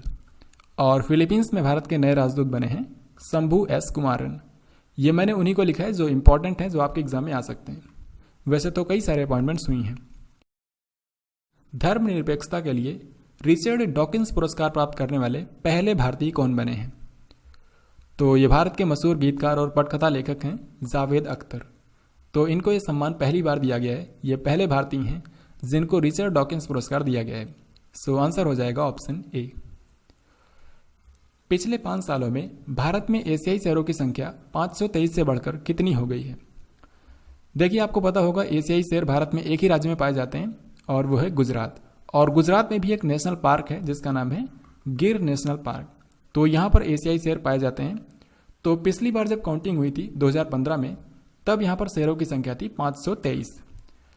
और क्योंकि आप जानते हैं इनकी गणना हर 5 साल में एक बार होती है, तो इस बार भी इनकी काउंटिंग की जानी थी, लेकिन लॉकडाउन के चलते इनकी प्रॉपर गणना हो नहीं पाई। तो इनकी संख्या का जो आकलन किया गया है, ये पूनम अवलोकन एक्सरसाइज करके किया गया है। मतलब इसमें इनको सिर्फ ऑब्जर्व किया गया है, इनकी मूवमेंट को ट्रैक किया गया है। तो इससे जो भी डेटा सामने आया है, इससे ये पता चला है कि पिछले 5 सालों में भारत में एशियाई शहरों की संख्या 151 बढ़ गई है। तो ये आप ऐड कर सकते हैं, ये हो जाएगा 674। तो इस समय भारत में एशियाई शहरों की संख्या है 674, और ये सिर्फ एक ही नेशनल पार्क में है, गिर नेशनल पार्क। तो आप ये भी देख सकते हैं कि पिछले 5 सालों में इनकी संख्या में 29% की बढ़ोतरी हुई है। आपको ये वीडियो डेफिनेटली पसंद आ रहा होगा, तो इसको ज़रूर लाइक कीजिएगा। अब हम आगे बढ़ते हैं। किस राज्य ने प्रवासी मजदूरों को रोजगार देने के लिए प्रवासी श्रमिक आयोग का गठन किया है? तो मध्य प्रदेश की सरकार ने क्या किया है कि प्रवासी मजदूरों को रोजगार देने के लिए एक अलग से आयोग गठित कर दिया है, जिसका नाम रखा गया है प्रवासी श्रमिक आयोग। सो इस क्वेश्चन का आंसर हो जाएगा ऑप्शन बी। तो इसको राज्य के श्रम विभाग ने बनाया है और इसको 2 साल के लिए बनाया गया है। इसके बाद ये रहा नेक्स्ट क्वेश्चन। किस मंत्रालय ने पेड़ लगाने के लिए संकल्प पर्व आयोजित किया था? इसका आयोजन प्रधानमंत्री नरेंद्र मोदी जी के आह्वान पर भारत के संस्कृति मंत्रालय ने किया था, जिसके मंत्री हैं प्रहलाद सिंह पटेल। तो इस क्वेश्चन का आंसर हो जाएगा ऑप्शन ए। तो ये जो संकल्प पर्व आयोजित किया गया था, ये 28 जून से लेकर 12 जुलाई तक आयोजित किया गया, यानी कि लगभग 15 दिनों तक इसका आयोजन किया गया और इस दौरान पेड़ लगाए गए हैं। विश्व बैंक ने स्टार्स कार्यक्रम के तहत भारत को कितने मिलियन डॉलर के ऋण को मंजूरी दी है? सबसे पहले मैं आपको बता दूं, ये जो स्टार्स कार्यक्रम है, इसको भारत में शिक्षा की गुणवत्ता को बढ़ाने के लिए और भारत की स्कूली शिक्षा प्रणाली को सुधारने के लिए ये स्टार्स कार्यक्रम शुरू किया गया था। तो इसी के तहत हाल ही में विश्व बैंक ने भारत को 500 मिलियन डॉलर की मंजूरी दी है। सो इसका आंसर हो जाएगा ऑप्शन ए। अब ये जो 500 मिलियन डॉलर भारत को मिलेंगे, इसको 6 राज्यों में शिक्षा की गुणवत्ता में सुधार करने के लिए खर्च किया जाएगा। ये 6 राज्य कौन कौन से हैं? राजस्थान, ओडिशा, केरल, मध्य प्रदेश, हिमाचल प्रदेश और महाराष्ट्र। राजस्थान, ओडिशा, केरल, मध्य प्रदेश, हिमाचल प्रदेश और महाराष्ट्र। हाल ही में किसने मेरा जीवन मेरा योग नाम से एक वीडियो ब्लॉगिंग प्रतियोगिता शुरू की थी? तो आप जानते होंगे इस साल 6ठा अंतर्राष्ट्रीय योग दिवस मनाया गया था। तो इसमें ज़्यादा से ज़्यादा लोग पार्टिसिपेट करें, इसी के लिए प्रधानमंत्री नरेंद्र मोदी जी ने ये प्रतियोगिता शुरू की थी, मेरा जीवन मेरा योग। सो आंसर हो जाएगा ऑप्शन बी। तो इसी के साथ अब मैं आपको बताता हूँ उन डेज के बारे में जो बच गए थे। तो सबसे पहले 23 जून को मनाया गया है अंतर्राष्ट्रीय ओलंपिक दिवस, क्योंकि आप जानते हैं इसी दिन 23 जून 1894 को जो इंटरनेशनल ओलंपिक कमेटी है उसकी स्थापना हुई थी। इसके बाद 25 जून को मनाया गया नाविकों के लिए दिवस, यानी कि day of the seafarer. इसकी इस बार थीम है seafarers are key workers. फिर इसके बाद 27 जून को मनाया गया सूक्ष्म लघु और मध्यम उद्योग दिवस, यानी कि एमएसएमई के लिए जो दिवस मनाया जाता है, ये 27 जून को मनाया जाता है। और 29 जून को मनाया गया राष्ट्रीय सांख्यिकी दिवस, यानी कि नेशनल स्टैटिस्टिक्स डे। इसी दिन आपको पता होगा पीसी महालनोबिस का जन्म हुआ था 1893 में, तो इन्हीं की जयंती को राष्ट्रीय सांख्यिकी दिवस के रूप में मनाया जाता है। इस बार जो इसकी थीम है ये काफ़ी महत्वपूर्ण है। आप जानते होंगे यूनाइटेड नेशंस ने टोटल 17 सस्टेनेबल डेवलपमेंट गोल्स बनाए हैं, जिनको 2030 तक अचीव करना है। तो इन्हीं 17 सस्टेनेबल डेवलपमेंट गोल में से जो तीसरा और 5वां है, इसको इस बार के राष्ट्रीय सांख्यिकी दिवस की थीम बनाई गई थी। तो इसमें जो सतत विकास लक्ष्य नंबर 3 है, ये सभी के लिए गुड हेल्थ और वेलबींग के लिए है, और जो एसडीजी नंबर 5 है, ये जेंडर इक्वलिटी के लिए है। तो इतना आपको याद रखना है। तो यहाँ पर हमारे इस महीने के सारे इंपॉर्टेंट डेज कवर हो गए हैं। अब हम आगे बढ़ते हैं। हाल ही में केंद्र सरकार ने कोविड-19 प्रबंधन सूचकांक जारी किया था। तो इसमें भारत के 10 राज्यों को एनालाइज किया गया और ये देखा गया कि उन राज्यों में किस तरीके से मैनेज किया जा रहा है कोविड-19 को। तो इसमें यही पूछा जा रहा है कि टॉप पर कौन सा राज्य रहा। तो इसका करेक्ट आंसर होगा ऑप्शन डी, राजस्थान। यहाँ पर आयु और सेहत साथी नाम का एप्लीकेशन लॉन्च किया गया है। WWE के जो पहलवान हैं द अंडरटेकर, इनका नाम आपने ज़रूर सुना होगा। तो अभी हाल ही में इन्होंने रिटायरमेंट ले ली है। आपको ये बताना है कि ये कौन से देश से हैं। वैसे तो इनको द अंडरटेकर बोला जाता है, लेकिन इनका असली नाम है मार्क कैलावे। तो ये हैं अमेरिका से। हाल ही में किसने 500 करोड़ रुपए के भुगतान और संरचना विकास कोष, यानी कि पेमेंट इंफ्रास्ट्रक्चर डेवलपमेंट फंड बनाने का निर्णय लिया है? तो इसको आरबीआई ने एस्टेब्लिश किया है। सो आंसर हो जाएगा ऑप्शन बी। इसको बेसिकली भारत में डिजिटल भुगतान को बढ़ावा देने के लिए बनाया गया है।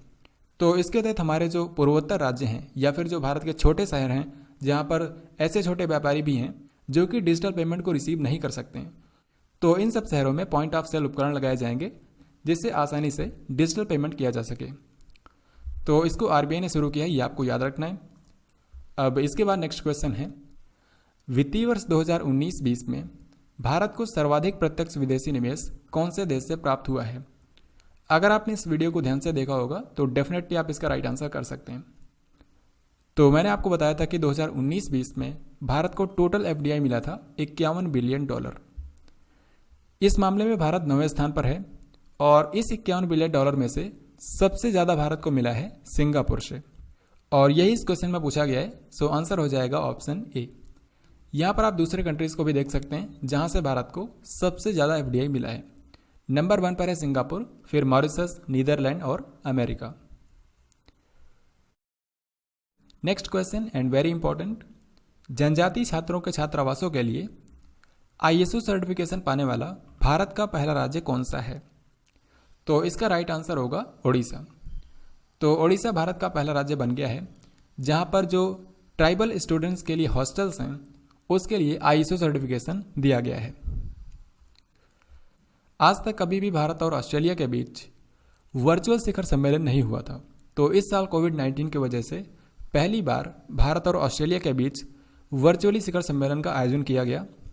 आपको ये बताना है कि शिखर सम्मेलन के दौरान भारत और ऑस्ट्रेलिया के बीच कुल कितने समझौतों पर हस्ताक्षर किए गए हैं। तो इस दौरान भारत के प्रधानमंत्री नरेंद्र मोदी और ऑस्ट्रेलिया के जो प्रधानमंत्री हैं स्कॉट मॉरिसन, इन दोनों लोगों के बीच कुल 7 समझौतों पर हस्ताक्षर किए गए हैं। वैसे इस साल स्कॉट मॉरिसन भारत आने वाले थे लेकिन कोविड-19 के चलते नहीं आ पाए।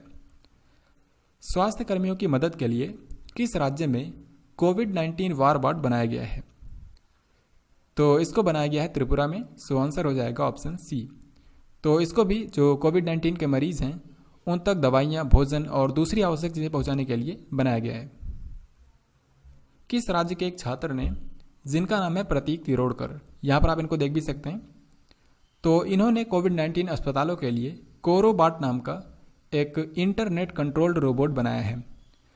यहाँ पर आप इस रोबोट को देख सकते हैं, इसका नाम है कोरोबॉट। तो इसको इंटरनेट के जरिए भी कंट्रोल किया जा सकता है। आपसे ये पूछा जा रहा है कि ये जो छात्र हैं ये कौन से राज्य के हैं? तो ये महाराष्ट्र के एक 23 साल के इंजीनियर हैं। सो आंसर हो जाएगा ऑप्शन बी।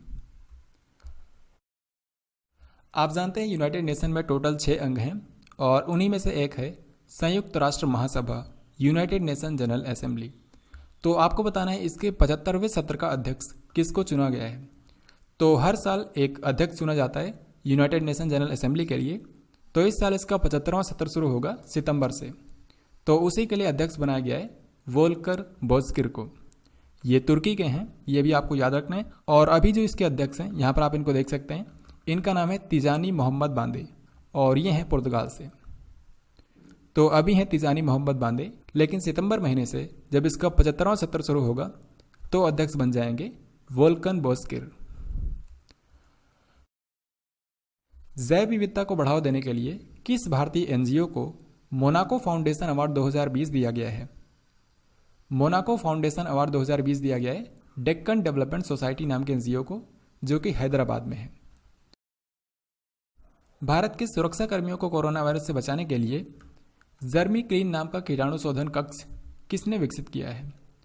तो जर्मी क्लीन नाम का जो कीटाणु शोधन कक्ष है इसको डेवलप किया है डीआरडीओ ने, defence research and development organisation. इसके समय अध्यक्ष हैं जी सतीश रेड्डी। ये क्वेश्चन भी थोड़ा सा यूनिक है, इसमें यह पूछा जा रहा है, देखिए जनवरी 2021 में यानी कि अगले साल के शुरुआत में एक सम्मेलन होगा जिसका नाम होगा ए यूनिक ट्विन समिट। मतलब आप इसके नाम से नहीं समझ सकते कि यह किस चीज़ पर होगा, कौन इसको ऑर्गेनाइज करेगा। तो यही आपसे पूछा जा रहा है कि इसकी मेज़बानी कौन करेगा। तो ज़्यादातर आपके एग्जाम में ऐसे ही क्वेश्चन आते हैं जो थोड़ा सा यूनिक होते हैं। तो ये जो ट्विन समिट नाम का सम्मेलन होगा इसको आयोजित करेगा विश्व आर्थिक मंच। दरअसल आप जानते हैं कि हर साल वर्ल्ड इकोनॉमिक फोरम की वार्षिक मीटिंग होती है जनवरी महीने में, और इसका आयोजन किया जाता है स्विट्जरलैंड के दावोस में। ये आपको पता ही होगा। और आपको ये भी पता होगा कि 2020 में इसका 50वां संस्करण हुआ था। तो अब इसका जो 51वां संस्करण होगा उसी को एक स्पेशल नाम दिया गया है अ यूनिक ट्विन समिट, बस, और ये कुछ भी नहीं है। तो इसमें हर साल की तरह दुनिया भर के लीडर्स पार्टिसिपेट करेंगे। इसकी थीम भी आपसे पूछ सकते हैं इसकी थीम है the great reset. The great reset. 21 जून को राजेंद्र गोयल की डेथ हो गई। आपको बताना है कि इनका संबंध किस खेल से था। तो राजेंद्र गोयल भारत के एक पूर्व क्रिकेटर थे। सो आंसर हो जाएगा ऑप्शन बी। और इनको बीसीसीआई का लाइफ टाइम अचीवमेंट अवार्ड भी दिया गया था। इनके अलावा भी जून 2020 में ही भारत के और भी कई सारे खिलाड़ियों की डेथ हुई है, जैसे कि भारत के पूर्व फुटबॉलर हमजा कोहे की डेथ हुई है कोरोना वायरस के चलते। ऐसे ही भारत की पूर्व निशानेबाज पूर्णिमा जनेन की भी हाल ही में डेथ हो गई।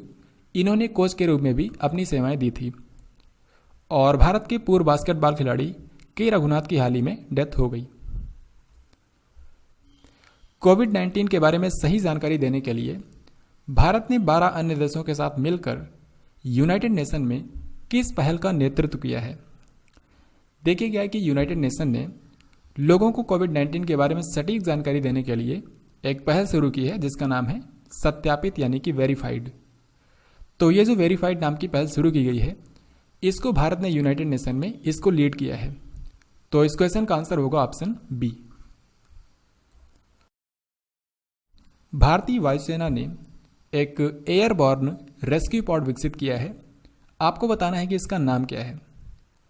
यहां पर आप इसको देख सकते हैं। ये जो एयरबॉर्न रेस्क्यू पॉड है, इसके जरिए भारत के जो ऊंचाई वाले क्षेत्र हैं या फिर जो दूर दराज के क्षेत्र हैं, वहां से कोविड-19 के मरीजों को बाहर निकाला जाएगा। तो इसका नाम रखा गया है अर्पित, ARPIT, जिसका फुल फॉर्म है airborne rescue pod for isolated transportation.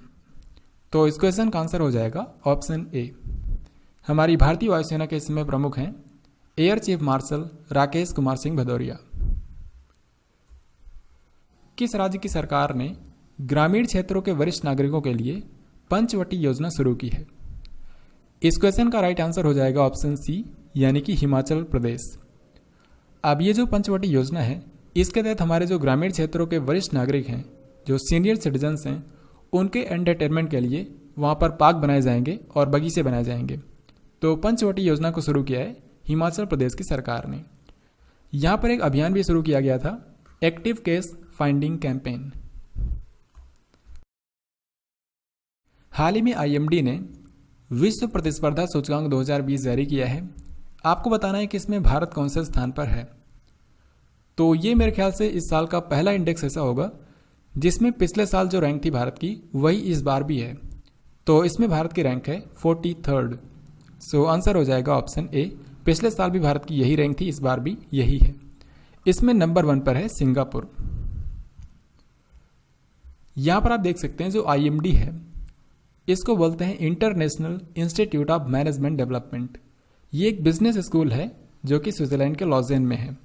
तो ये साल भर में 3 तरह की रैंकिंग जारी करता है और अभी इसमें पहली वाली जारी हुई है। तो इसमें भारत की रैंक है 43। हाल ही में किस भारतीय संगीतकार को medal of the order of Australia से सम्मानित किया गया। यहां पर आप इनको देख सकते हैं, इनका नाम है शोभा शेखर। सो आंसर हो जाएगा ऑप्शन बी। किस रेलवे जोन ने भारत की पहली electric double stack container train को सफलतापूर्वक चलाया है। तो इसका राइट आंसर हो जाएगा ऑप्शन सी, यानी कि पश्चिमी रेलवे। तो पश्चिमी रेलवे में गुजरात के अंदर इसको 2 स्टेशनों के बीच में चलाया गया, पालनपुर और बोटाद। और ये पूरी दुनिया में ऐसा पहली बार प्रयास किया गया है। दरअसल क्या था कि इससे पहले जितनी भी डबल स्टैक कंटेनर ट्रेन होती थी, इनको डीजल इंजन के जरिए चलाया जाता था, क्योंकि इनको खींचने के लिए काफ़ी ज़्यादा पावर की ज़रूरत होती है। लेकिन ऐसा पहली बार हुआ है जब इलेक्ट्रिक के जरिए डबल स्टैक कंटेनर ट्रेन को चलाया गया है सफलतापूर्वक। तो इसको आपको याद रखना है, ये पश्चिमी रेलवे में गुजरात के अंदर सबसे पहली बार चलाया गया। इनमें से किस शहर की पुलिस ने महिला सशक्तिकरण के लिए स्त्री नाम का कार्यक्रम शुरू किया था। तो स्त्री नाम का कार्यक्रम शुरू किया था हैदराबाद पुलिस ने। सो आंसर हो जाएगा ऑप्शन डी। हैदराबाद शहर की अगर हम बात करें तो यहाँ पर न केवल भारत बल्कि पूरी दुनिया का सबसे बड़ा मेडिटेशन सेंटर बनाया गया है। किस अभिनेत्री को एडिडास इंडिया का ब्रांड एम्बेसडर बनाया गया है। तो एडिडास इंडिया की ब्रांड एम्बेसडर बनी है मानुषी छिल्लर। आप जानते होंगे इन्होंने 2017 में मिस वर्ल्ड का टाइटल जीता था। तो अब मैं आपसे क्वेश्चन पूछता हूँ, आपको ये बताना है कि मानुषी छिल्लर कौन से राज्य से हैं और दूसरा सवाल आपको ये बताना है कि 2019 में मिस वर्ल्ड का टाइटल किसने जीता है और वो कौन सी कंट्री से हैं। तो अब मैं इससे पहले कि आगे बढ़ूं, कुछ और ब्रांड एम्बेसडर बताता हूं। बिहार खादी के ब्रांड एम्बेसडर बने हैं पंकज त्रिपाठी। JSW सीमेंट के ब्रांड एम्बेसडर बने हैं सुनील छेत्री और सौरभ गांगुली। सौरभ गांगुली BCCI के चेयरमैन हैं और सुनील छेत्री भारत के फुटबॉलर हैं। UNADAP United Nations Association for Development and Peace, इसके लिए goodwill ambassador to the poor ये अपॉइंट किया गया है M नेथ्रा को।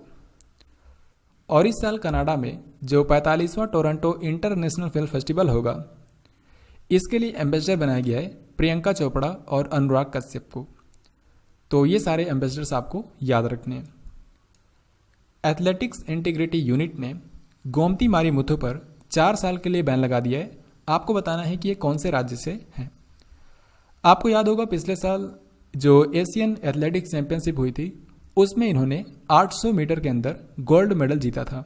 तो अभी इनको एथलेटिक्स इंटीग्रिटी यूनिट ने 4 साल के लिए बैन कर दिया है। ये हैं तमिलनाडु से। ये तमिलनाडु से हैं। तमिलनाडु की हाल ही में कोविलपट्टी कदलाई मिठाई को GI टैग भी दिया गया था। पृथ्वी की सबसे गहरी सतह चैलेंजर डीप तक पहुंचने वाली दुनिया की पहली महिला कौन बनी है? इसका आंसर तो आप जानते ही होंगे, लेकिन उससे पहले मैं आपको बता दूं, जो दुनिया की सबसे गहरी जगह है उसका नाम है मारियाना ट्रेंच, जो कि है प्रशांत महासागर में। तो ये जो मारियाना ट्रेंच है, इस खाई में जो सबसे डीपेस्ट पॉइंट है उसको बोला जाता है चैलेंजर डीप। तो इस पॉइंट तक आज तक सिर्फ पुरुष ही गए थे, तो पहली बार किसी महिला ने यहाँ तक जाकर रिकॉर्ड बना दिया है। इनका नाम है कैथी सुलेवन। कैथी सुलेवन। सो आंसर हो जाएगा ऑप्शन ए। इसके अलावा इन्होंने नासा के एस्ट्रोनॉट के रूप में भी स्पेस वॉक किया है। भारत के किस इकोनॉमिस्ट को जर्मन बुक ट्रेड के प्रतिष्ठित शांति पुरस्कार से सम्मानित किया गया है? ये भारत के एकमात्र इकोनॉमिस्ट हैं जिनको नोबेल पुरस्कार दिया गया था 1998 में। तो यहाँ पर मैं बात कर रहा हूँ अमर्त्य सेन की। तो अमर्त्य सेन जी को जर्मन बुक ट्रेड द्वारा शांति पुरस्कार दिया गया हाल ही में। यह क्वेश्चन काफ़ी महत्वपूर्ण है क्योंकि ऐसे क्वेश्चन भी आपके एग्जाम में अक्सर पूछे आते हैं। इसमें यह पूछा जा रहा है कि ओडिशा की किस नदी में 500 साल पुराना जलमग्न मंदिर मिला है? यानी कि पानी के अंदर डूबा हुआ एक मंदिर मिला है। कौन सी नदी में? ओडिशा की कौन सी नदी में? तो ये मिला है ओडिशा की महानदी में। सो आंसर हो जाएगा ऑप्शन ए। यहां पर आप इसकी पिक्चर भी देख सकते हैं। यहां पर आप जो देख रहे हैं, ये भारत के पूर्व कमांडर लेफ्टिनेंट जनरल हैं। इनका नाम है RM बोहरा। इनकी हाल ही में डेथ हो गई है। आपको ये बताना है कि इनको कौन सा वीरता पुरस्कार दिया गया था। तो इन्होंने 1971 में जो भारत पाक युद्ध हुआ था उसमें इन्होंने विशेष योगदान दिया था। उसके लिए इनको बाद में महावीर चक्र से सम्मानित किया गया था, जो कि आप जानते हैं भारत का दूसरा सबसे बड़ा वीरता पुरस्कार है। और वीर चक्र से सम्मानित retired squadron leader Parvez Rustam Jamje की भी हाल ही में डेथ हो गई। इन्होंने भी 1971 की वार में विशेष योगदान दिया था। और ऐसे ही वीर चक्र से सम्मानित retired major general Laxman Singh Lehl की भी हाल ही में डेथ हो गई। ये क्वेश्चन आपके आने वाले एग्जाम्स के लिए काफ़ी ज़्यादा महत्वपूर्ण है। इसमें यह पूछा जा रहा है कि 24 जून 2020 को रूस की राजधानी मॉस्को में जो 75वीं विजय दिवस परेड का आयोजन किया गया था, उसमें भारत की तरफ से किसने पार्टिसिपेट किया? तो क्योंकि उस समय भारत में लॉकडाउन चल रहा था, उस बीच भी भारत के रक्षा मंत्री राजनाथ सिंह इन्होंने विजिट किया था यहाँ पर और इस परेड में उन्होंने हिस्सा लिया। तो इसका आंसर होगा ऑप्शन ए। और इतना ही नहीं, इसमें भारतीय सेना का एक दल भी शामिल हुआ था जिसमें हमारी भारत की तीनों सेनाएं शामिल हुई थी। तो ये काफ़ी महत्वपूर्ण है, इसको आपको याद रखना है। QS वर्ल्ड यूनिवर्सिटी रैंकिंग 2021 के अनुसार भारत का सबसे बेस्ट इंस्टीट्यूट कौन सा है? यहाँ पर आपको एक चीज़ देखकर कंफ्यूजन हो सकती है कि यहाँ पर 2021 क्यों लिखा है। जब ये रैंकिंग 2020 में जारी हुई है तो यहाँ पर 2021 लिखने का क्या मतलब है? देखिए, जो रैंकिंग होती है इससे बच्चे डिसाइड करते हैं कि आने वाले साल में उनको कौन से इंस्टीट्यूट में एडमिशन लेना चाहिए, क्योंकि इस रैंकिंग में दुनिया भर के इंस्टीट्यूट्स को रैंक किया जाता है। तो इससे पता चलता है कि कौन सा इंस्टीट्यूट कौन से स्थान पर है। तो आपको जो भी इसके बारे में याद रखना है, यहाँ पर मैंने इसका स्नैपशॉट लिया है। यहाँ पर आप देख सकते हैं दुनिया के जो सबसे बेस्ट संस्थान हैं इस रैंकिंग के हिसाब से, वो नंबर 1 पर है मैसाचुसेट्स इंस्टीट्यूट ऑफ टेक्नोलॉजी यानी कि MIT, ये अमेरिका में है। इसके बाद दूसरे नंबर पर है स्टैनफोर्ड यूनिवर्सिटी और तीसरे नंबर पर है हार्वर्ड यूनिवर्सिटी, और ये तीनों की तीनों अमेरिका में हैं। अब अगर हम भारत के इंस्टीट्यूट्स की बात करें तो भारत का सबसे बेस्ट इंस्टीट्यूट है IIT बॉम्बे, जिसकी रैंक है 172। फिर इसके बाद दूसरे नंबर पर है IISc Bengaluru, Indian institute of science Bengaluru, जिसकी रैंक है 185। और तीसरा सबसे बेस्ट इंस्टीट्यूट है IIT दिल्ली, जिसकी रैंक है 193। अब मैं आपको क्वेश्चन पर ले चलता हूँ।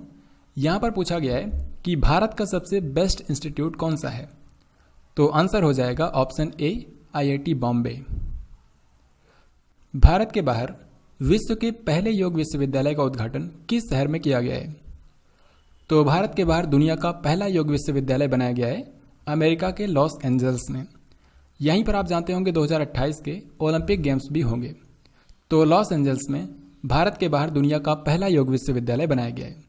इसका नाम रखा गया है वायु, यानी कि विवेकानंद योग विश्वविद्यालय।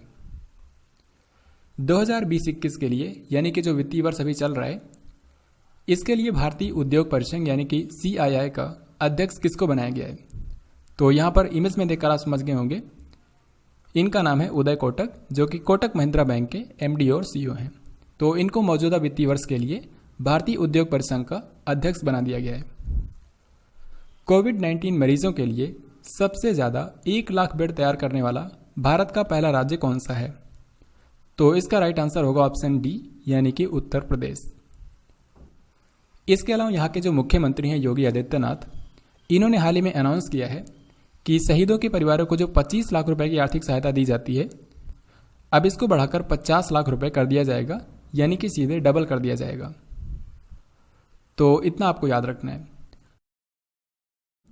आप जानते हैं जिस तरीके से भारत में BSE और NSE है, जहां पर कंपनियों के शेयर्स की ट्रेडिंग की जाती है, यानी कि कंपनियों के शेयर खरीदे और बेचे जाते हैं, ऐसे ही भारत में पहली बार इंडियन गैस एक्सचेंज शुरू हुआ है, यानी कि यहाँ पर गैस को खरीदा और बेचा जाएगा।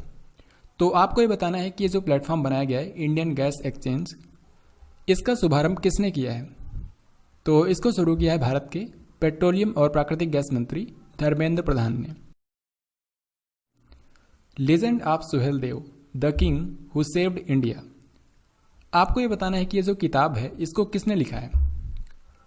देखिए, ये जो सुहेल देव जिनके ऊपर ये किताब लिखी गई है, ये 11वीं सदी के अंदर श्रावस्ती के राजा हुआ करते थे। तो इन्होंने अपने देश की रक्षा के लिए काफ़ी ज़्यादा संघर्ष किया था, काफ़ी लड़ाइयाँ लड़ी थी। तो इन्हीं के ऊपर ये किताब लिखी गई थी। इसको लिखा है अमीश त्रिपाठी ने। सो आंसर हो जाएगा ऑप्शन बी। हाल ही में कोयम्बटूर शहर का नाम कोयम्पुथुर कर दिया गया है। आपको ये बताना है कि शहर कौन से राज्य में है, तो ये तो आप जानते हैं काफ़ी फेमस है। कोयम्बटूर शहर तमिलनाडु में है। किस राज्य के पंचायती राज विभाग ने ई पंचायत पुरस्कार 2020 कैटेगरी 1 का प्रथम पुरस्कार जीता है। देखिए, सबसे पहले मैं आपको बताता हूँ, ये जो पुरस्कार होता है ई पंचायत पुरस्कार, इसको पंचायती राज मंत्रालय द्वारा दिया जाता है, जिसके मंत्री हैं नरेंद्र सिंह तोमर। तो इसमें 3 कैटेगरी बनाई गई हैं, कैटेगरी 1, कैटेगरी 2A और कैटेगरी 2B। तो इसमें सिर्फ आपको कैटेगरी 1 का याद रखना है। तो कैटेगरी 1 में जो फर्स्ट प्राइज दिया गया है ये हिमाचल प्रदेश को मिला है, सेकेंड प्राइज मिला है छत्तीसगढ़ को, और थर्ड प्राइज में महाराष्ट्र और उत्तर प्रदेश। तो बस आपको इसमें यही याद रखना है कि कैटेगरी 1 में फर्स्ट प्राइज मिला है हिमाचल प्रदेश को, और यही इस क्वेश्चन में पूछा गया है। सो आंसर हो जाएगा ऑप्शन बी। आप जानते होंगे जून 2020 में आर्कटिक रीजन में तेल रिसाव हो गया था, जिसके चलते जो अंबरनाय रिवर है यहाँ पर, उसका पानी लाल कलर का हो गया था। तो इसके चलते यहाँ पर आपातकाल की अनाउंसमेंट की गई। आपको ये बताना है कि ये कौन से देश में स्थित है, अंबरनाय रिवर जो है ये कौन से देश में है, जिसके कारण यहाँ पर आपातकाल की अनाउंसमेंट की गई। तो ये है रूस में। सो आंसर हो जाएगा ऑप्शन ए। यहाँ पर लगभग 20,000 टन डीजल का रिसाव हुआ था। इनमें से किस भारतीय अंपायर को ICC अंपायरों के एलीट पैनल में शामिल किया गया है, तो इनका नाम है नितिन मेनन। सो आंसर हो जाएगा ऑप्शन ए। भारत का पहला ऑनलाइन कचरा प्रबंधन मंच किस राज्य की सरकार द्वारा शुरू किया गया है, यानी कि राज्य में जितना भी कचरा इकट्ठा होता है अलग अलग एरियाज में, उसको सही तरीके से मैनेज करने के लिए ये ऑनलाइन कचरा प्रबंधन मंच शुरू किया गया है। तो इसको कौन से राज्य की सरकार ने शुरू किया है? आंध्र प्रदेश। तो इसका राइट आंसर होगा ऑप्शन डी। भारत सरकार ने बांस पर आयात शुल्क को 10% से बढ़ाकर कितने परसेंट कर दिया है? तो बांस पर आयात शुल्क को 10% से बढ़ाकर 25% कर दिया है। इससे क्या होगा, जो विदेशों से बांस आयात किया जाता है ये काफ़ी महंगा हो जाएगा और भारत के घरेलू बांस को बढ़ावा मिलेगा। इसको करने का मुख्य उद्देश्य ये है कि भारत के जो अगरबत्ती बनाने वाले लोग हैं वो घरेलू बांस का यूज़ करें। तो ये आपको याद रखना है कि बांस पर आयात शुल्क को 10% से बढ़ाकर 25% कर दिया गया है। कुशीनगर हवाई अड्डा, जो कि हाल ही में खबरों में था, आपको बताना है कि कौन से राज्य में स्थित है। वैसे भी आप इसका आंसर कर सकते हैं, नहीं भी पता हो तो भी, क्योंकि कुशीनगर है उत्तर प्रदेश में। सो आंसर हो जाएगा ऑप्शन डी। और अभी एयरपोर्ट न्यूज़ में इसलिए था क्योंकि अब इसको कैबिनेट ने अंतर्राष्ट्रीय हवाई अड्डा बनाने की मंजूरी दे दी है। तो इसको आपको याद रखना है। रनवे के दोनों छोर पर एविएशन वेदर मॉनिटरिंग सिस्टम पाने वाला भारत का पहला हवाई अड्डा कौन सा बना है? यानी कि भारत का पहला एयरपोर्ट कौन सा है जहां पर रनवे के दोनों छोर पर एविएशन वेदर मॉनिटरिंग सिस्टम लगा दिया गया है? तो यह है केम्पेगौड़ा अंतर्राष्ट्रीय हवाई अड्डा, जो कि बेंगलुरु कर्नाटक में है। अमेरिकी सैन्य अकादमी से स्नातक की उपाधि पाने वाली पहली सिख महिला कौन बनी है? यहाँ पर आप इनको देख सकते हैं, इनका नाम है अनमोल नारंग। तो ये पहली सिख महिला हैं जिनको अमेरिकी सैन्य अकादमी से स्नातक की उपाधि मिली है। बीसीसीआई के लोकपाल और एथिक्स ऑफिसर कौन हैं? तो बीसीसीआई के लोकपाल और एथिक्स ऑफिसर हैं DK जैन। इनको 2019 में बनाया गया था और अभी 1 साल के लिए इनका कार्यकाल बढ़ा दिया गया है। सिपरी की रिपोर्ट के अनुसार इनमें से किस देश के पास सबसे ज़्यादा परमाणु हथियार हैं? देखिए, आपको बता दूं, आज के समय दुनिया के 9 कंट्रीज हैं जिनके पास परमाणु हथियार हैं ऑफिशियली। यहाँ पर आप देख सकते हैं, हाल ही में सिपरी ईयरबुक रिपोर्ट 2020 जारी हुई थी और इसी के हिसाब से रूस के पास सबसे ज़्यादा परमाणु हथियार हैं। सो आंसर हो जाएगा ऑप्शन ए। यहाँ पर आप उन सभी 9 कंट्रीज़ को देख सकते हैं जो कि आज के समय परमाणु हथियार संपन्न देश हैं। तो इनमें है रूस, अमेरिका, चीन, France, Britain, Pakistan, Bharat, Israel और उत्तर कोरिया। तो सबसे ज़्यादा इनमें से हैं रूस के पास। यहाँ पर आप पूरी लिस्ट देख सकते हैं, सबसे ज़्यादा है रूस के पास। भारत के पास परमाणु हथियारों की संख्या 150, पाकिस्तान के पास 160 और चीन के पास 320। तो पाकिस्तान और चाइना के पास भारत से ज़्यादा परमाणु हथियार हैं। खैर, परमाणु हथियार रखना अच्छी बात नहीं है मानवता के लिए, लेकिन है तो आपको याद रखना ही पड़ेगा। कीटाणु शोधन के लिए इनमें से किसने अल्ट्रासॉक्स नाम की इकाई विकसित की है? तो अल्ट्रासॉक्स नाम की जो डिसइंफेक्शन यूनिट बनाई है, इसको बनाया है DRDO ने। सो आंसर हो जाएगा ऑप्शन बी। इनमें से किस संस्था के वैज्ञानिकों ने पदार्थ की 5वीं अवस्था, जिसको बोलते हैं बोस-आइंस्टीन कंडेंसेट, इसको प्रयोगशाला में तैयार किया है? तो अभी तक पदार्थ की 5 अवस्थाएं डिस्कवर की गई हैं। ठोस, द्रव, गैस। चौथी अवस्था होती है प्लाज्मा और 5वीं अवस्था का नाम है बोस-आइंस्टीन कंडेंसेट। तो हाल ही में इसी को नासा के वैज्ञानिकों ने एक प्रयोगशाला में तैयार किया है और इसको धरती पर बनाना आसान नहीं था, इसीलिए इसको इंटरनेशनल स्पेस स्टेशन में एक कोल्ड एटम लैब में तैयार किया गया है। तो इसको नासा के वैज्ञानिकों ने तैयार किया, ये आपको याद रखना है। Next question and very important. आप जानते हैं हाल ही में गरीब कल्याण रोजगार अभियान शुरू किया गया है, तो आपको ये बताना है कि इसको प्रधानमंत्री जी ने कौन से राज्य से अनाउंस किया है? तो इसको इन्होंने अनाउंस किया था खगड़िया ज़िले से, और खगड़िया ज़िला है बिहार में। सो आंसर हो जाएगा ऑप्शन बी। अब ये जो गरीब कल्याण रोजगार अभियान है, इसको 125 दिनों के लिए 6 राज्यों में चलाया जाएगा। तो ये 6 राज्य कौन कौन से हैं? एक तो है उत्तर प्रदेश, मध्य प्रदेश, ओडिशा, राजस्थान, झारखंड और बिहार। तो ये वो 6 राज्य हैं जहाँ पर गरीब कल्याण रोजगार अभियान चलाया जा रहा है 125 दिनों के लिए। दरअसल इन्हीं राज्यों में सबसे ज़्यादा प्रवासी मजदूर दूसरे राज्यों से आए हैं, तो इसीलिए इनको रोजगार देने के लिए गरीब कल्याण रोजगार अभियान शुरू किया गया है। अब इस क्वेश्चन में आपको ये बताना है कि वीडियो कॉन्फ्रेंसिंग के माध्यम से आत्मनिर्भर उत्तर प्रदेश रोजगार अभियान का शुभारंभ किसने किया?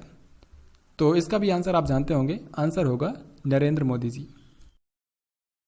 यहाँ पर आपके सामने 4 IITs के नाम लिखे हैं, IIT Delhi, IIT Bombay, IIT Guwahati और IIT मद्रास। आपको ये बताना है कि इनमें से किस आईआईटी संस्थान के छात्रों और शोधकर्ताओं ने ध्रुव नाम का एक स्वदेशी रिसीवर चिप विकसित किया है। तो इससे देश भर के स्थानों को और जो भी रूट्स हैं उनको खोजने के लिए इस रिसीवर चिप का इस्तेमाल किया जाएगा। इसको स्मार्टफोन और नेविगेशन के जो उपकरण होते हैं उनमें लगाया जाएगा। तो ध्रुव नाम का जो स्वदेशी रिसीवर चिप है इसको विकसित किया है आईआईटी बॉम्बे ने।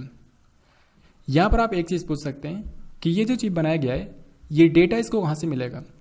तो आप जानते हैं अमेरिका का जो नेविगेशन सिस्टम है जिसको बोलते हैं जीपीएस, ऐसे ही चाइना का है बायडू और भारत का नेविगेशन सिस्टम है नाविक।